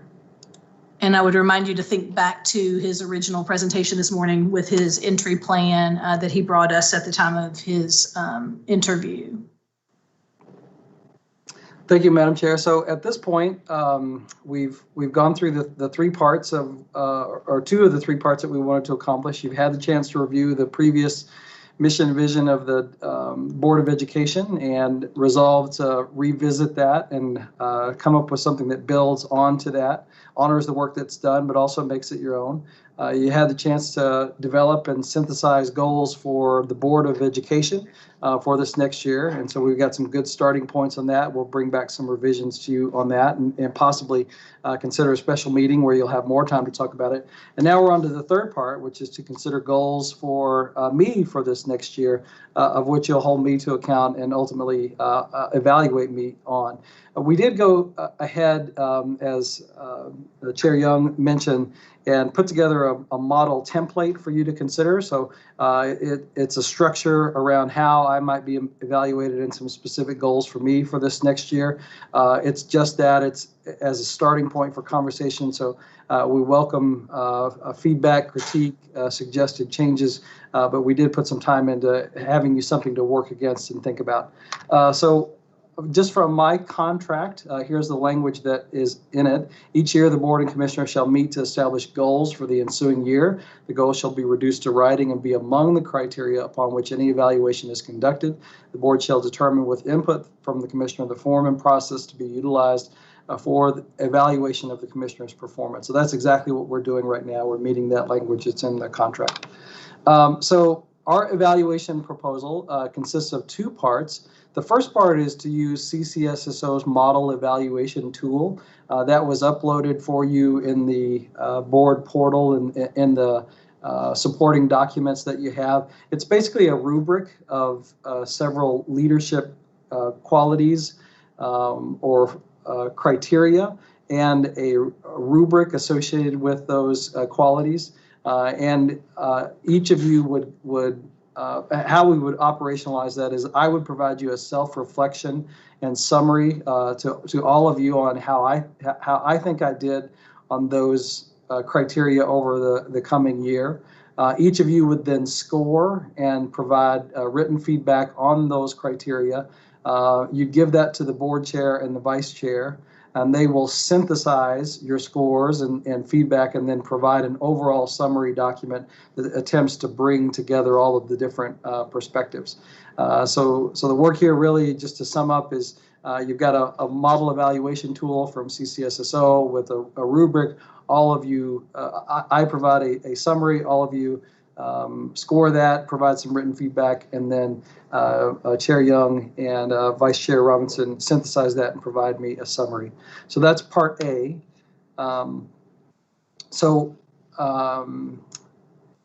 Just in terms of an opportunity to dialogue this, what do you think about that? Does that sound okay? Any feedback or changes that you'd recommend on part A? Would it be helpful if I just covered part A and part B together, Lou, you think, or? No, let's go ahead and poll on this. Okay. Does this process sound okay to everybody? I think you described it well, and if everybody gives that a thumbs up, then we can jump right into part B. And Sharon and I talked with Jennifer and Todd about, what variations on the theme other state boards have used over the years to evaluate the commissioner. And this model is very similar to the processes that have been used from time to time in the past. And you heard Robert Hull talk about that NASB has a model evaluation tool for state chiefs as well. This is this CCSSO, the Council of Chief State School Officers model tool. So I'm really open. If we don't like this one, we can switch to something else next year. But I imagine that there's some overlap in the kinds of qualities and criteria that are used across both of these frameworks. So if everybody's okay with that, let's move to Part B. So again, the evaluation will consist of two parts, Part A being this model evaluation tool from CCSSO. Part B would be the establishment of specific goals. We collectively establish a limited set of goals to accomplish in the next year. We've worked through to identify 5 of these goals for next year. And I'll read those out to you, and I expect we'll spend more time on these. These are just things that when we come back together in October, I want to be able to show you evidence that I either accomplished or made significant progress toward achieving these. So, and I do think that several of them overlap with the priorities that you raised up as a board. So that's a good synergy that the state board and the commissioner are working together, and our goals have a great deal of overlap. So by October 2021, I would accomplish and present evidence of, 1, that I've built positive working relationships with education policymakers, KBE staff, practitioners, and education policy advocacy groups. So that was also a goal that both of the strawman groups with the board brought forward. Second, lead a statewide effort to achieve consensus on the future of education and publish a future vision document based on input from multiple stakeholders, which envisions a future education system and the desired qualities and experiences for Kentucky graduates. All right, now so this is getting to the ocean conversation, right? We're going to get a conversation going across the state and see if we can get consensus from the people in Kentucky on what their aspirations are for the future. So it'll be my responsibility to bring that in some form. COVID may hinder that in some ways, but we're going to have to find a way through it. Bring people together, see if we can achieve consensus, and then publish a document on what that looks like. Third, work with legislators in the governor's office to secure passage of legislation aligned with your legislative agenda. And so that's goes back to what Claire was talking about earlier, a concern around moving this up faster. We need clarity around this legislative agenda, and then what you're holding me to account for. And my goal is that we make progress in securing legislation that's aligned with our legislative agenda. Fourth, conduct a comprehensive review of the department's supports around anti-racism and equity, and both create and execute a plan for the expanded dissemination and use of these resources in alignment with the board's resolution from this summer. So that is in direct alignment with a goal that both of the strawman groups had. And then finally, establish a PK20 dashboard of indicators and long-range goals related to student outcomes, the educator workforce, including the diversity of the educator workforce, and student engagement benchmarked against other states. And so now we start to create some measures and put in place some qualitative and quantitative measures around how are we doing as a state, and it would be my responsibility to bring back that dashboard of measures and indicators to you, along with benchmarks for how we've set the goals for those measures against other states. So those are 5 SMART goals that we came up with at the department. I appreciate the team here that helped me work on these. I think they're largely in alignment with the goals that you've just worked on. But now we want to have a discussion around Part B. And I put up the 5 goals here again. And I'm not sure how you want to proceed, Madam Chair, if you want to go through them one at a time and see if there are adjustments or modifications that are suggested, or if one of them doesn't fit. I defer to you on how you want to organize the board in a conversation on this. Yes, thank you. I think we're doing well on time. It's 2:30 and we have 5 goals. I think if we spend about 5 minutes on each of those, I don't know if you want us to pause and do cool and warm, but I think if we just have some open discussion on each one with the goal of number 1, clarifying, make sure we all know what we mean by the goal as stated. And then number 2, some ideas from you, Jason, about how you'll know and we'll know that you've arrived, that you've accomplished those. Mm-hmm. And then I'll just kind of watch the time. Jennifer, help me to spend about 5 minutes on each. All right, let's start with number 1 then. As Jason said, this one coalesces well with our conversations from group 1 and group 2 about the importance of building this broad-based coalition of support for public education and engaging a variety of folks here. Thoughts about how you might show evidence of that, Jason? Yeah, I think part of the CCSSO tool is a 360 review. And so we would, in this first year, be looking to send out some kind of data collection document to these very groups that are listed here: policymakers, KBE staff, practitioner, education policy groups. And so we could simply ask that question, ask questions around, was a positive working relationship established, and some other questions around that.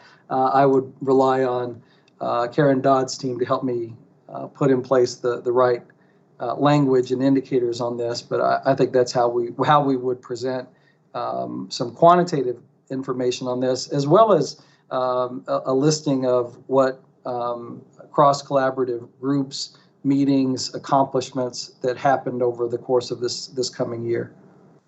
Excellent. I love that. And I know that we're going to talk about communication here shortly, but one of the things that we got used to Kevin doing, which I think he had inherited from commissioners past, and that you've already started doing, is letting us know each week about what your engagement calendar looks like. So that's something that we can always be engaging in a formative kind of way on our own as well.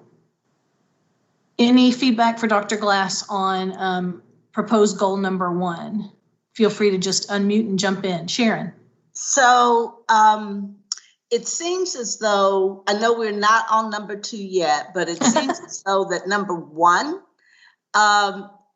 needs a little bit of strategy behind it, in that, you've got to touch key constituent groups early on if we are going to be successful engaging everybody in number 2. So, I mean, these kind of build on one another. I'm not going to say they're wholly symbiotic, but I do think that they are interrelated in an important and strategic way.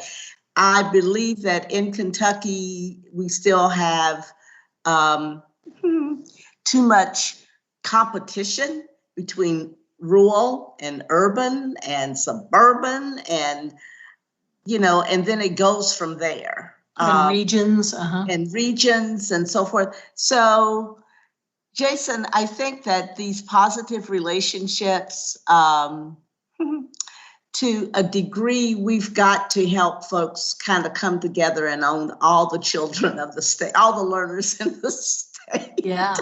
And I'm not saying that you got to do this by next year, but I'm just saying, as a qualitative aspect of this, helping us be just as concerned as about the students in isolated communities as we are about students in high density populations and that sort. We've got to do better with that. That's just my heart. Yeah. So, and Jason, you feel free to jump right in too, but I would react to Sharon by saying, yeah, I think that's exactly what we're after, and thinking about 1 and 2 as 2 different sides of the same coin, because it's not just to build positive working relationships so everybody says, hey, Jason Glass is a great guy, have you met him? It's building these positive working relationships in service to the development of this statewide unified consensus around the future of public education. So I wouldn't want to separate the two of them at all. You're not going to get to number 2 without those positive working relationships, and you're not developing those positive working relationships except in service to number 2. Right. Well, you can accomplish 1 and not accomplish 2. Yep. Isn't that right? And you can't accomplish 2 without 1. Right.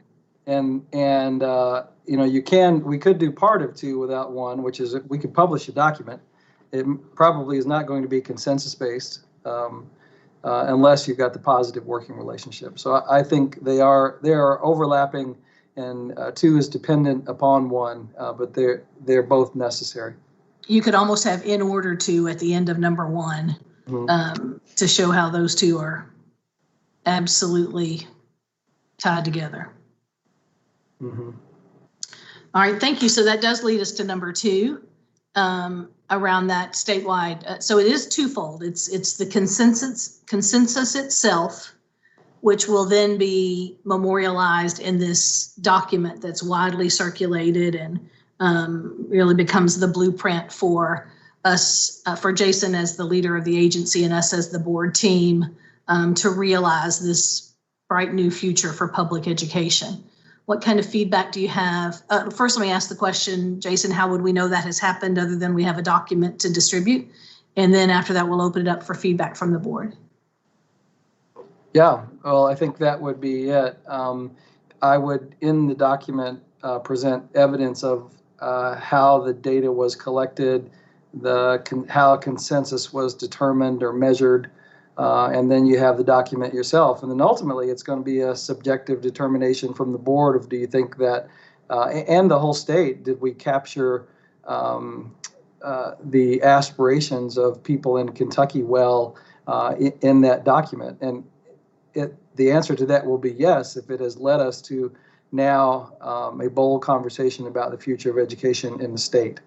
So I think this is a necessary piece, and its success will be based on, did we really listen to perspectives in the state, and do people see their words and feelings and their heart about what they aspire for the future of education in the state in this document. Excellent. Feedback from board members on goal number 2.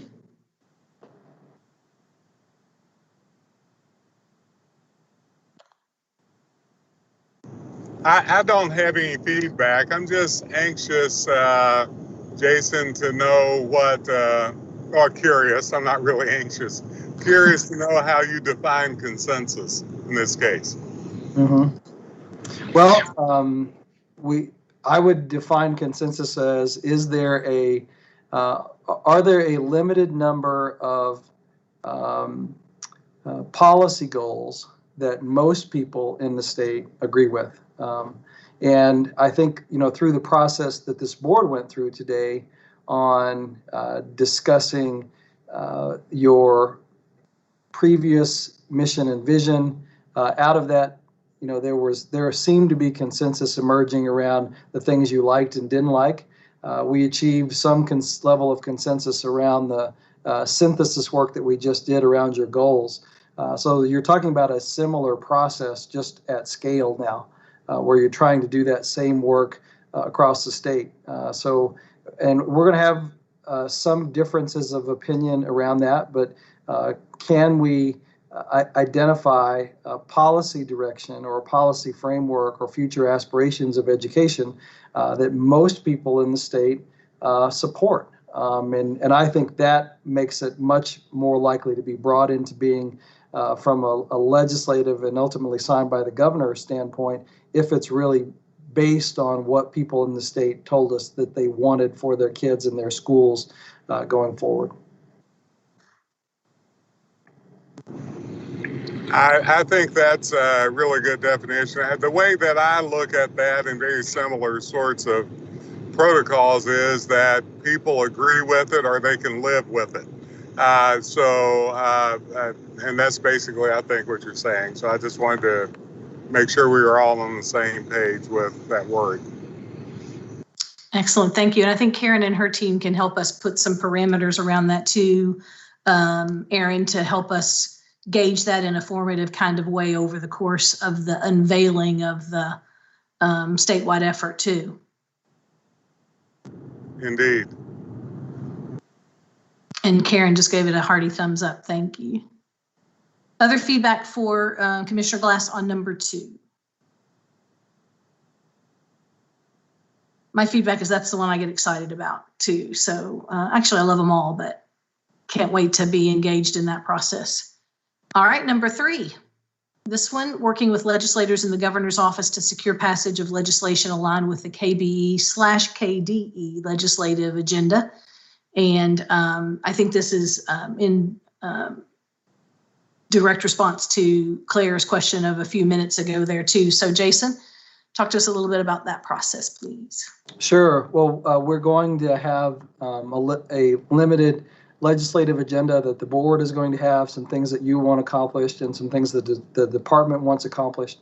So part of my responsibility will be working with the legislature, with the governor's office, with your support, and with the support of department staff and Tracy Herman as our legislative liaison to get accomplished the things that we wanted to accomplish legislatively. So so really this is going to be dependent on what is in our legislative agenda that is still yet to be developed. But you're putting this forth as a goal for me that we develop the legislative relationships and do the work with the legislature to get that agenda accomplished. Feedback from the board on goal number 3.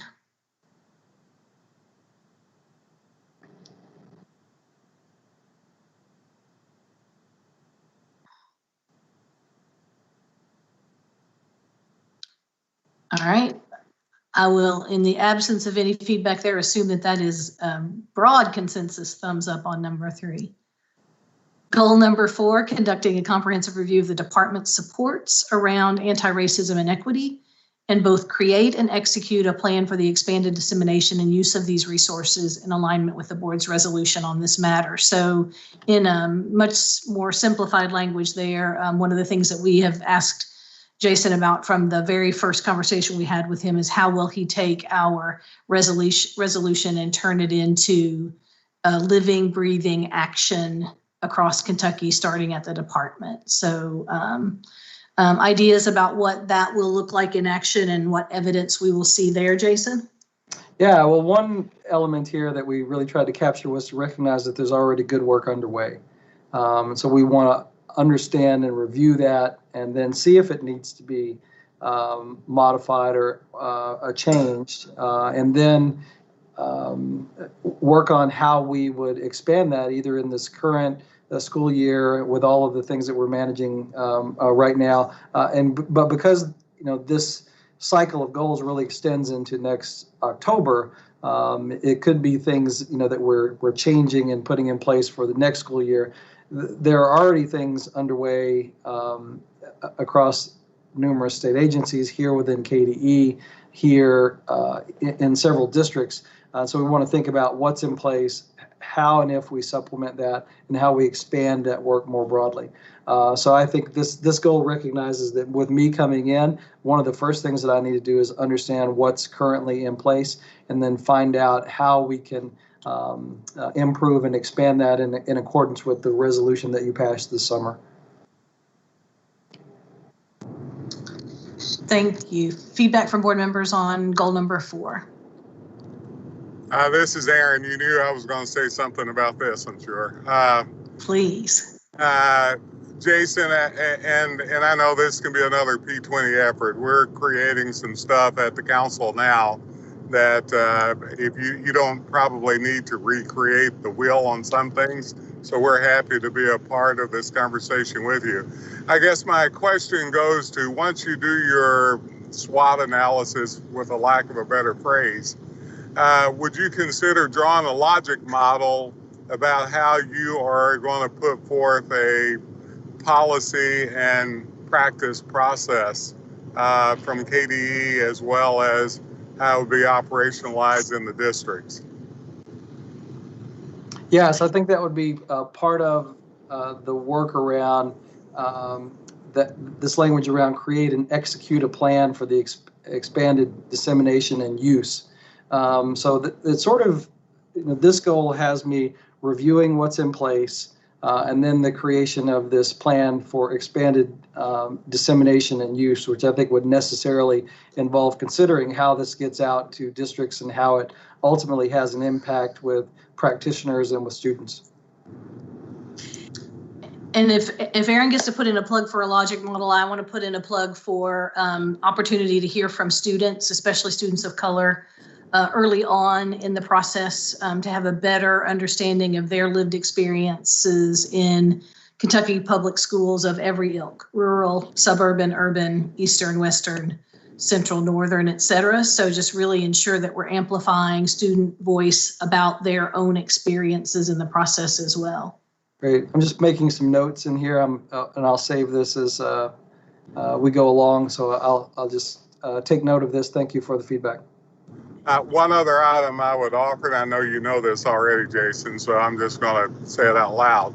I mean, a part of the conversation that's already been put out there from Lieutenant Governor's office and a lot of and even the resolution, is how we systematically connect this with all parts of what I call the paradigm, from teacher recruitment, minority recruitment, to alignment, if you will, of our dual credit, all those things that really goes to what happens when you change the attitude based on the behavioral inputs. I would hope that we can kind of assist you if you need our assistance as we think about this in a more total paradigm, I guess. Great. And Aaron, one of the things I'm putting in here, just based on the things that you're raising, is include the work of other educational agencies, higher education, and CBE. So I'll take you up on that offer of support. Thank you, sir. Yeah, I really endorse that.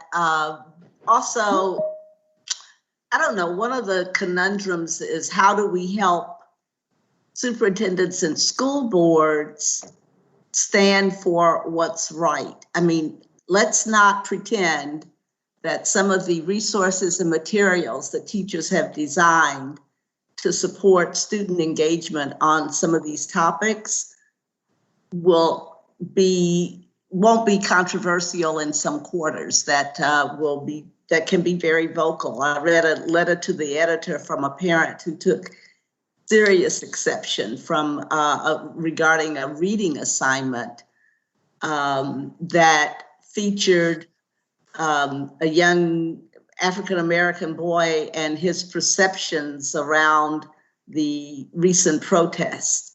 And the parents said that's had no business being taught in, being a part of these school materials. And so I do think that we have to kind of incorporate in our thinking an understanding of working with our colleagues across the system to help them give voice to some of the needs that we are addressing with this work.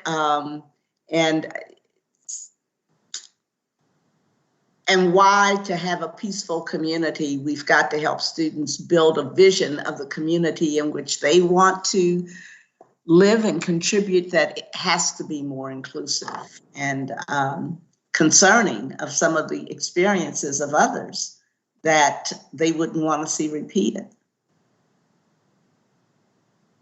Agreed. And I also see a really tight correlation between goal number 4 and goal number 5. And I don't know if this is one of the things that I took away from what Sharon was just saying too, Jason, is that I would be very open to our dashboard including multiple measures around how our systems are becoming more just, and that the experiences of our students of color are better thanks to the leadership, your leadership and that of this board. So even looking at disproportionate identification for special education, disproportionate suspension outside school, all of those factors that we know have plagued students of color over the years across our system. So thinking about those equity, yep, you got it, equity measures in that number 5, I think bring some urgency and raise expectations in an appropriate way at the level of the local school board. Great. When we look at those two put together, I appreciate that statement. I mean, we're obviously talking about two particular items. One's quantitative in nature, right? You know, how well are we actually increasing, closing equity gaps in some of those items. But a lot of it's qualitative, how well we're including into the thread of education being the curriculum and being development, professional development for our faculty, our boards, our superintendents, our principals, all the leadership, and, all of those other things. I think when you look at this from a holistic perspective, and I know obviously that's what we want to do, I would consider all those pieces, even if you can't force people to do it, build the process whereby they can volunteer to do it, and then set an example. I think these are all the things that goes to just not anti-racism, and I'm cautious in always saying that because so much of this is so deep we don't even know we have it, so we tend to not measure those.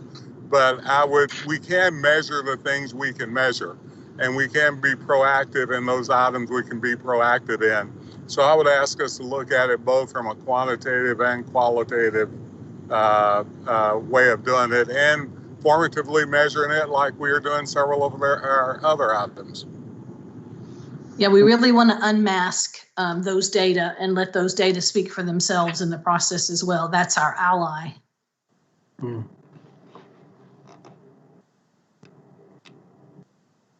Thank you. Have we moved on to the 5th one? I think so. I had an amendment for that. Benchmarked against other states, I now put and or. And I'm adding this because some of these measures that we may not be able to get benchmark data from other states because we may be creating them. And so if you don't have that, you can look at your own historical track record where possible to see if change is occurring.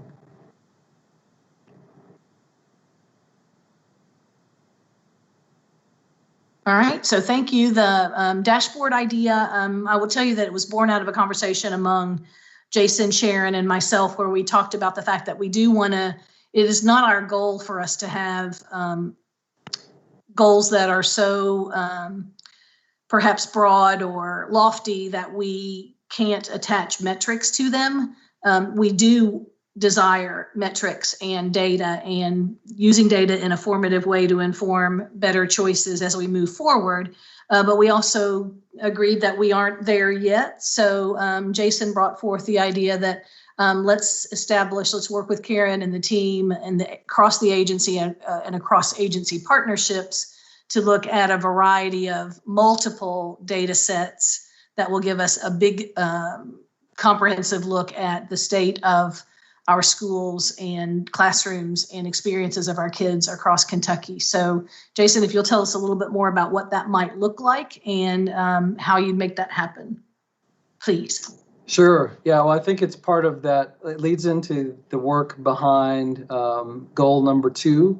And part of what I think we can bring forward in this statewide conversation around aspirations for the future is what's our current state?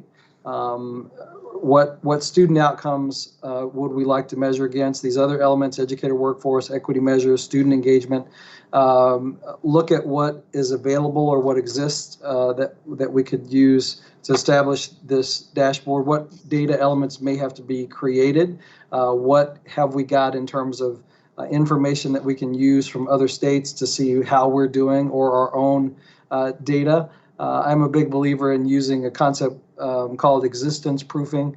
So you don't no child left behind all your goals, meaning that they all go to 100% in some period of time.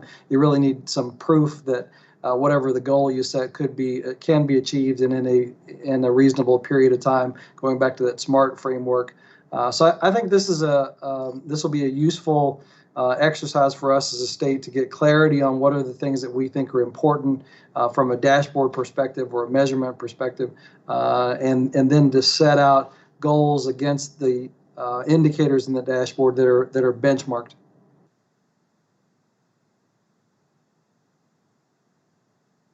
Excellent, thank you. Any feedback from board members about goal number 5?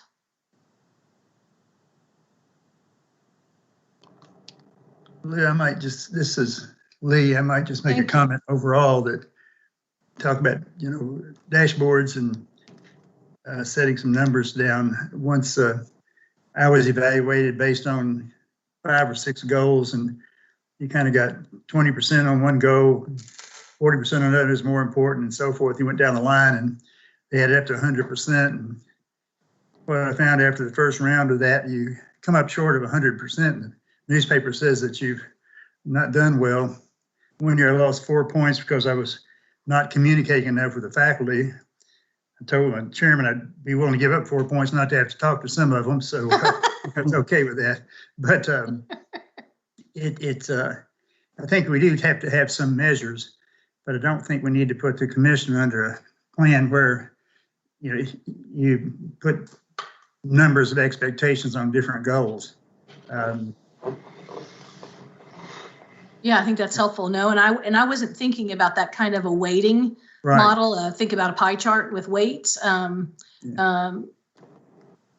Yeah, and I'm thinking more developmental, continuous improvement. A lot of what happens in this first 6 months or so is going to be establishing his leadership baseline.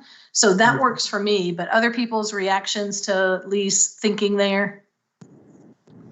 Well, as a person who is in this job and my board, when I first came in, tried to put some quantitative markers down. Well, I mean, I did great on those quantitative markers, but it only covered about 1/10 of all the things I was doing. Yeah. So, so if you're going to measure what is being done. Jason is in a policy role, kind of like I am. So much of what he's going to be doing is around, Lou, is exactly what you're saying. How are we developing those constituency groups? How are we moving what's important in the P12 conversation forward? How are other people looking at that as a movement forward? I mean, so I'm the quantitative dashboard stuff I really like, but as a way of partially measuring how well he's doing those big things as a policy leader, if you will. So, Lee, I hear you, man. If you get 80%, many people think that's good, but they can use that 20% to tell you how bad you are. Yeah, I would Excellent. add on number 5, I do like using Kentucky's historical data in some cases, because I think that may be more meaningful than benchmarking. There are a lot of games played with benchmarking, as we saw when we started basing our university budgets on that. People choose their benchmarks pretty selectively. Yeah. But I think sandbagging.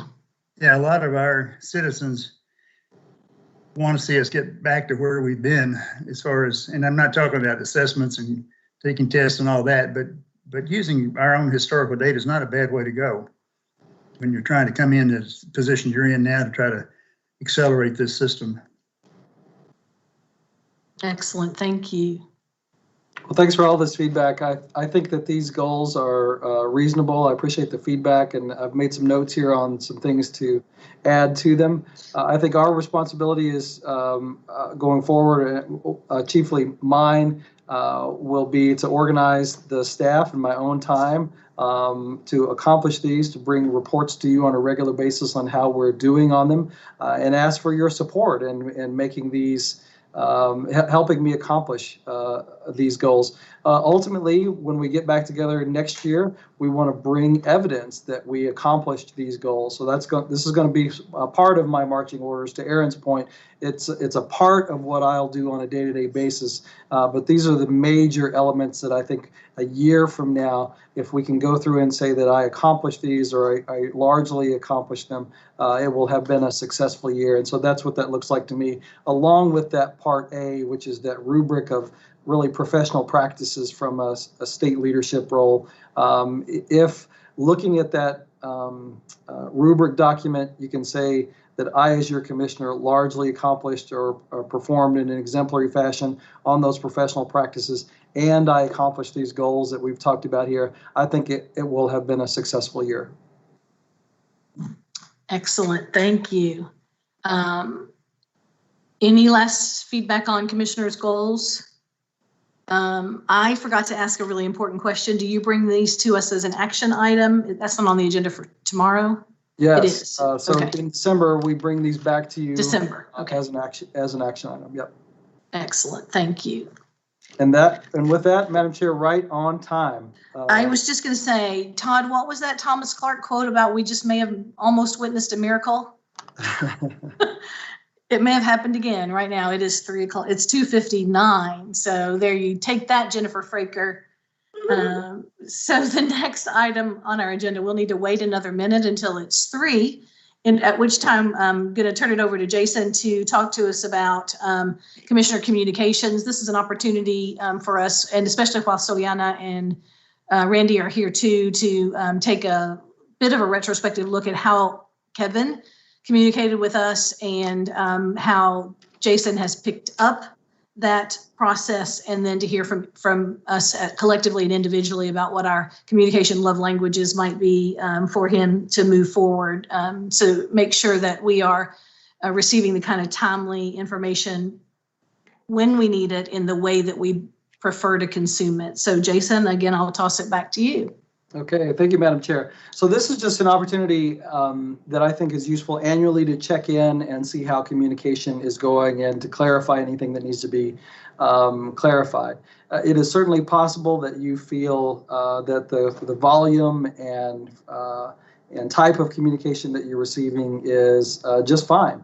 And honestly, in my first few weeks here, I have worked hard not to change a lot of things, more to understand the systems that were in place, considering that my predecessors had far more context and background than I did, and things are probably in place for a reason, so don't go moving everything around here in the first couple of weeks.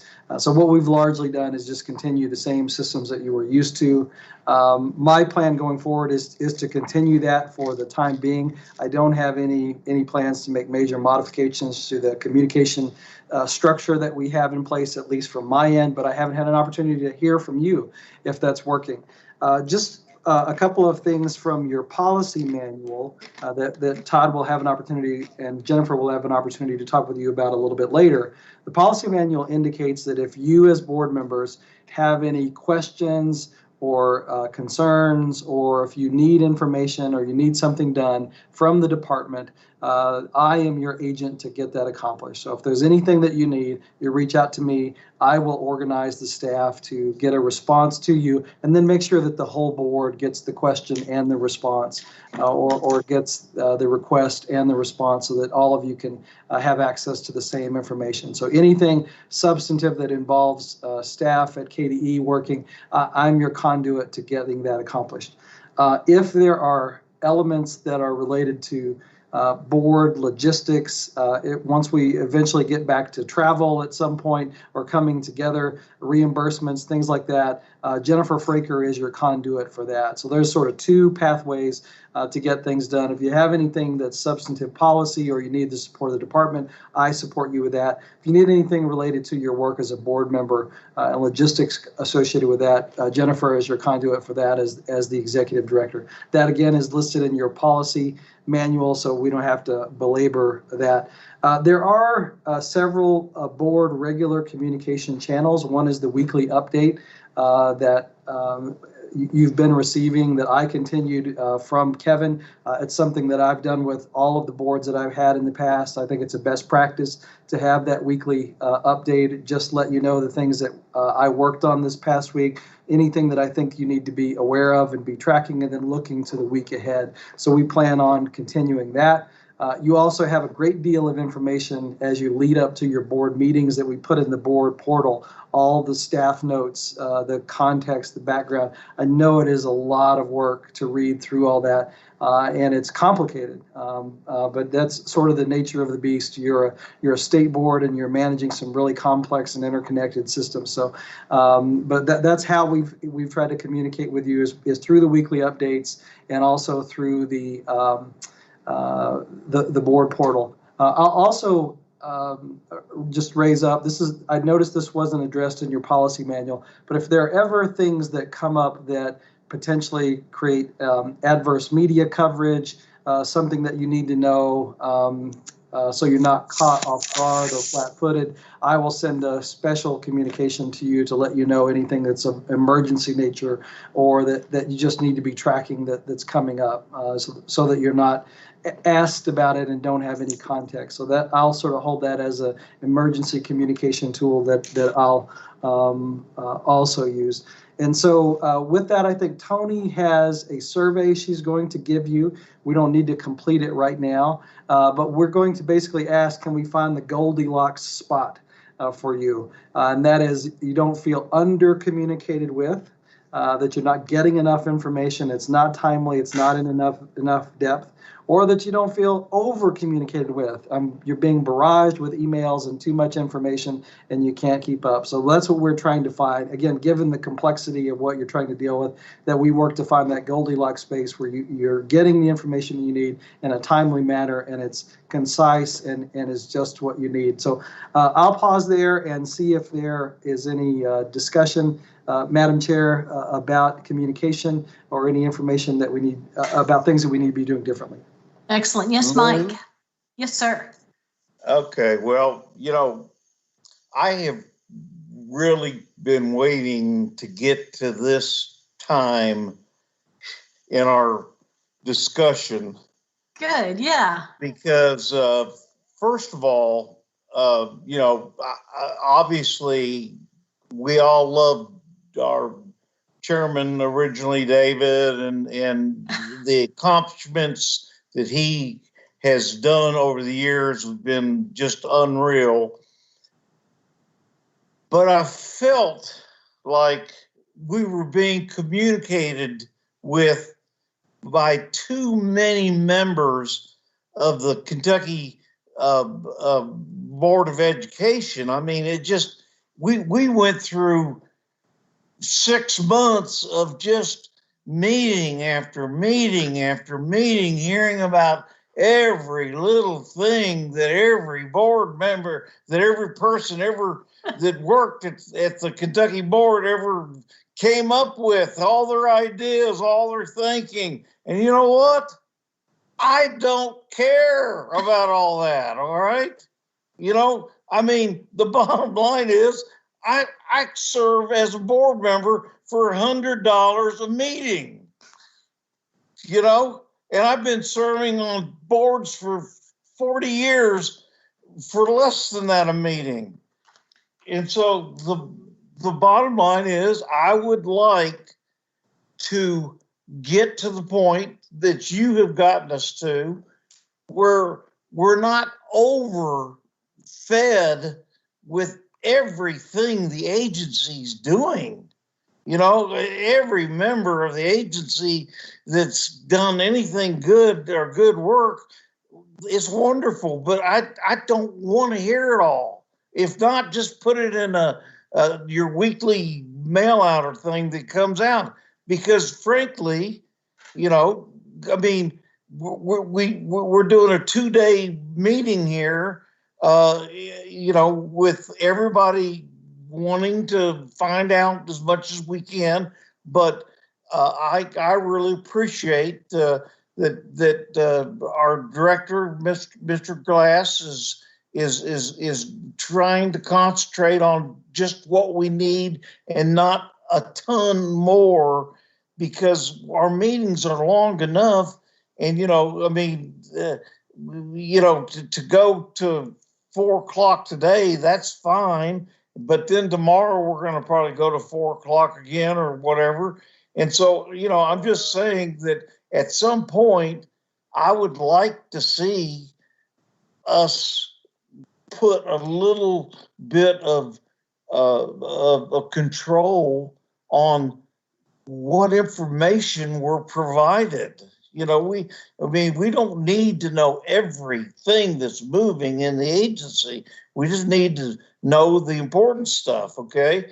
And as a former military officer, that's what my job was. It was to learn to ask the questions that were needed to be asked and not to be fed by thousands of information from folks, because our people are very busy. They're very important people, and they don't need an overabundance of information.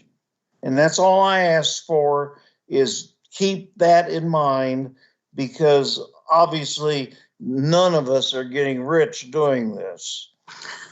Well, I think that was the perfect Papa Bear response on that one, Mike. So definitely, where do we land where we find that sweet spot between way too much information, we're all drinking from the same fire hose, to enough information to feel like we're well informed and prepared to make decisions as a collective body. So thank you. Well, Lou, I think, Lou, between your many years of working in the superintendent's positions and those positions, and Mr. Glass having done what he's done for all his many years, I think you guys can kind of figure out what we need to know and what we don't need to know. We'll do our best to be concise. Thank you, Mike. Thank you. Claire. Claire, I sort of have the opposite opinion. I don't find that we have had too much information shared with us. In fact, I think it's very difficult to make good judgments when you don't, without information. You can choose to read it or not choose to read it. And so I think it's one of those sorting things that you can go through. And if you don't choose to spend time reading things, I'm okay with that. But I really think the more information that we have, the better our decision making can be. So I have not found it to be that we are receiving an overwhelming amount of information or unnecessary. I always have questions about what's going on, and very often I don't know, and based on what the bits of information that we get. So I'm not finding. You muted there for just a second, Claire. Yeah, I'm not finding that we're okay too much. Right, and I definitely fall in that camp too, Claire.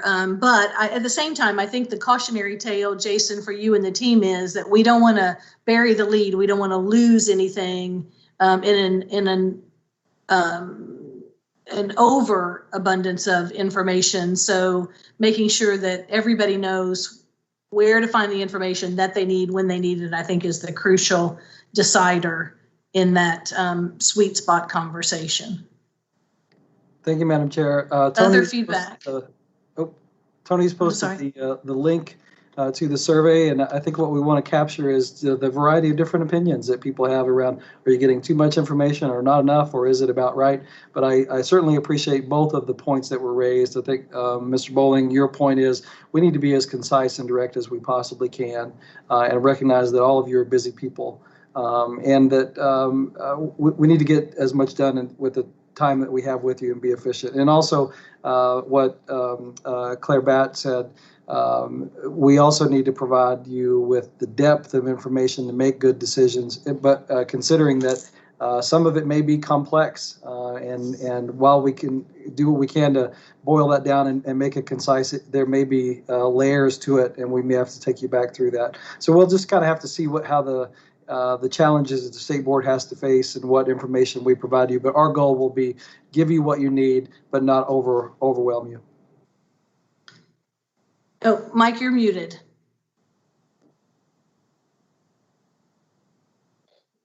By the way, I wanted to say I appreciate what Claire brought up, because that goes to point out that many of the colleagues here have served at different levels and in different levels of government, whether it was state, federal, or whatever.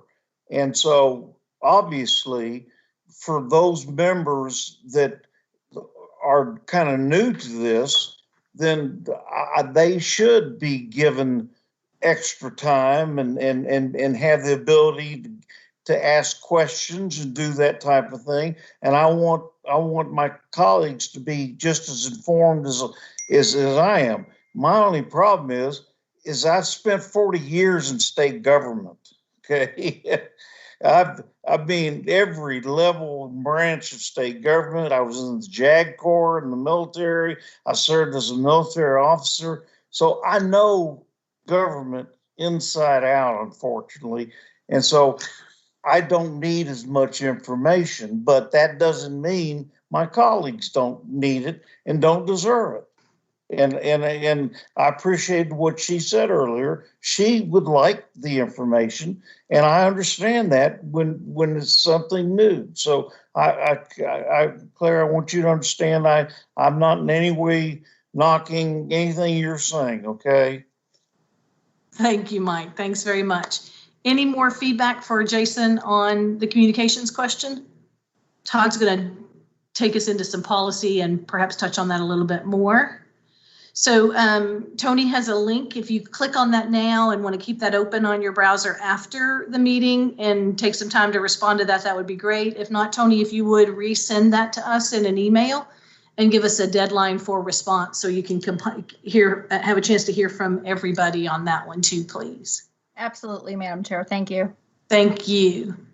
All right. The next item on our agenda is to Todd and Jennifer.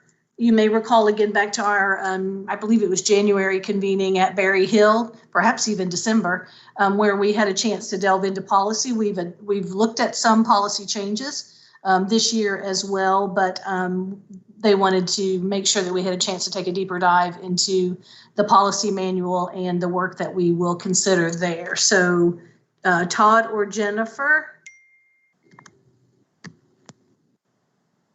Sure, I'll go ahead and start and then kick it over to Todd. So in the portal, you have two versions of the policy manual. One is a red line version, and then one is a clean version.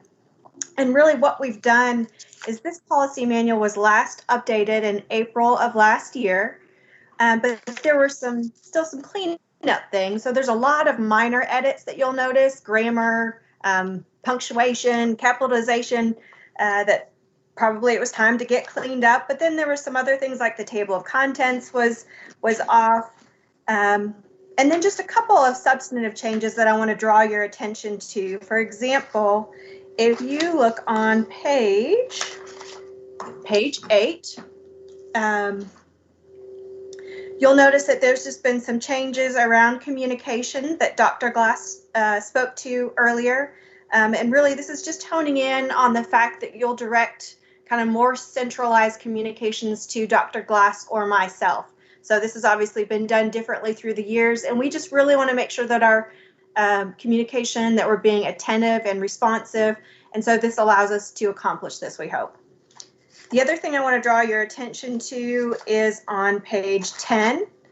You'll notice, since we are so fortunate to have a teacher in ex officios on our board, we made a few minor changes to the language under compensation and expense reimbursement. So there's now a sentence, 2 sentences in there that reads, ex officio members who receive a salary from state government or public employment shall not be paid the daily attendance rate. And an ex officio member who serves in his or her capacity as an active school teacher may be eligible for substitute reimbursement. So that was just something we've never had to deal with, and we thought that should be kind of spelled out in the policy manual. The last thing you'll notice on page 12 of substance is the use of grief or illness funds. And you'll recall in the past, we actually had an opportunity to collect donations. And in doing so, we reached out to the Office of Finance and Operations and found out that this fund was no longer active and that it's quite difficult per government, state government finance policies to actually do this. So rather, finance suggested that the chair or myself essentially collect the donations and make a purchase on behalf of the board. So that's why that language was also struck. The other thing that Todd and I have been discussing and want to bring to your attention, and I'll kick this over to Todd at this point, is really the board's use of 1 or 2 readings when it comes to regulations. So with that, Todd, do you want to kind of talk about how legislation has impacted that time frame in particular? Sure, I'm happy to. Thank you, Jennifer. As Jennifer indicated, the policy manual is really the board's governing document in how it's going to conduct its business. Specifically, what Jennifer has mentioned is the reading of administrative regulations. As you all know, the state board has 2 readings, typically conducts 2 readings of its administrative regulations, once as a review item only, and then the second reading would be where the board typically takes action to formally adopt the administrative regulation. Approximately 2 years ago, the General Assembly took action in Senate Bill, I believe it was 150 at that point in time, to make some changes to the administrative regulation process. And the result of that was a longer notice and public comment period. It went from 30 days to 2 months. And it was also a longer period for the Interim Joint Committee on Education in the case of the State Board to review regulations. That went from 30 days to 90 days, I believe. So that extended the period that the regulation must go through from the time that the State Board adopts it at its final reading and it becomes effective. That period right now goes back and forth. It depends on whether or not the agency receives public comments, but from the time that the board conducts its first reading with no public comments, the regulation would become effective 9 months thereafter. If we do receive public comments from the time the board conducts its first reading, the regulation would become effective approximately 12 months thereafter, just depending. The receipt of public comments makes that process a few months longer, just because we have to take into consideration all of those comments and come back to the board for a statement of consideration. So that's something for the board to consider, the amount of time that it takes to promulgate these administrative regulations. As we've discussed earlier today, that is the board's primary policymaking ability, is through those administrative regulations. So I wanted to bring that to your attention. Right now, it's not currently in the policy manual that 2 readings be conducted. So, that's really a matter of board preference and how that's handled going forward. Not a matter that necessarily has to be decided today or a month from now, but can be decided as you all go forward, and just wanted to bring that to your attention. All right, thank you. Just for clarification, I think we were all a little surprised when we went back to double check where that was in the policy manual and found that in fact it was not in the policy manual. So it's not germane to the motion that I'll be asking here for just a second, but is a conversation that we wanted to have with you, and we will probably bring back to your attention soon. We hear some complaints from time to time that the time from start to finish in terms of regulatory approval and final copy is a period of about 9 months. So that's a long, arduous process. In the meantime, what questions might you have about the changes that you see in the portal being recommended to our policy?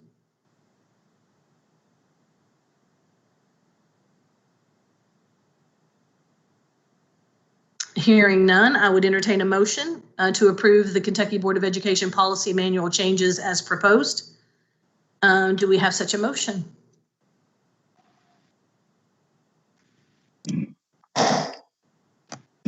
Alvis Johnson, so moved. Thank you. We have a motion from Mr. Johnson. Do we have a second? Joanne Adams, I second. Thank you. I think I heard Joanne. We have a second from Joanne. Any further discussion or any questions at all for Todd or Jennifer? Hearing none, Jennifer, would you please call the roll? Joanne Adams. This is Joanne Adams. My vote is yes. Claire Batt. This is Claire Batt. I vote yes. Holly Bloodworth. This is Holly Bloodworth. I vote yes. Mike Bowling. Mike Bowling votes yes. Alvis Johnson. This is Alvis Johnson. I vote yes. Patrice McCrary. This is Patrice McCrary. I vote yes.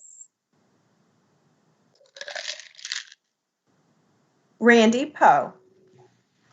Randy Poe, vote yes. Sharon Robinson. This is Sharon Robinson. I vote yes. Lee Todd. This is Lee Todd, and I vote yes. And Lou Young. This is Lou Young, and my vote is yes. Thank you, Chair. Thank you, Jennifer. The next item on our agenda, also from Jennifer, is to review and approve our future meeting dates. As you know, we set our meeting dates out several years into the future. So Jennifer, if you would just recap the changes that we have in mind there, please. Absolutely. As Chair Young stated, this is in accordance with the KBE policy manual. So we look at these future dates. And one thing you'll notice on the document in the portal for KBE meeting dates for 2021, 2022, and 2023, there was one change to the date for August of 2022. Something to note that Todd shared is that regulations in that month have to be filed by noon on August 14th.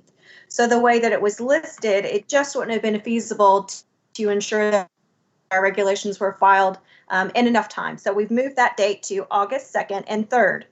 And then you'll also see that the proposed dates now are included for 2023. You might also note that all the dates at this point say Frankfurt, but don't let that give you any hesitancy. As always, we can go back and amend those dates as an action item at any meeting, just like we did, if you recall, earlier in the spring when we considered the STLP championships. So that's the item that's before you. Excellent, thank you. Any questions for Jennifer about that proposed date change?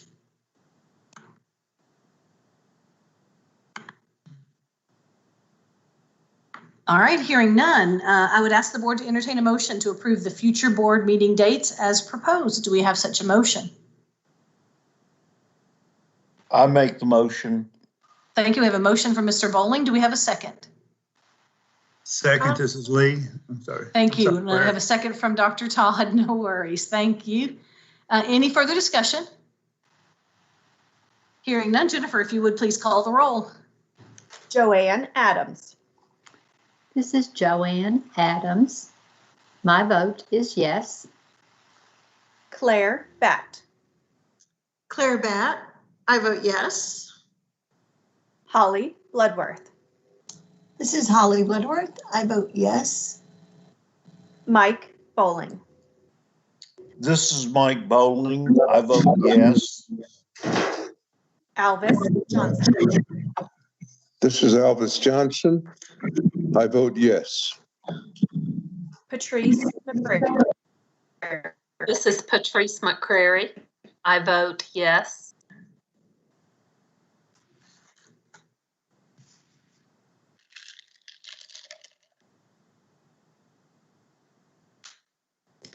And Patrice, you are breaking up for me. I don't, maybe it's just me. I think it is just you, Jennifer. Is We it just heard. me? Okay, good. Yeah. Good. Yeah. Great. Okay. We'll And move Patrice on said yes. Okay. Randy Poe.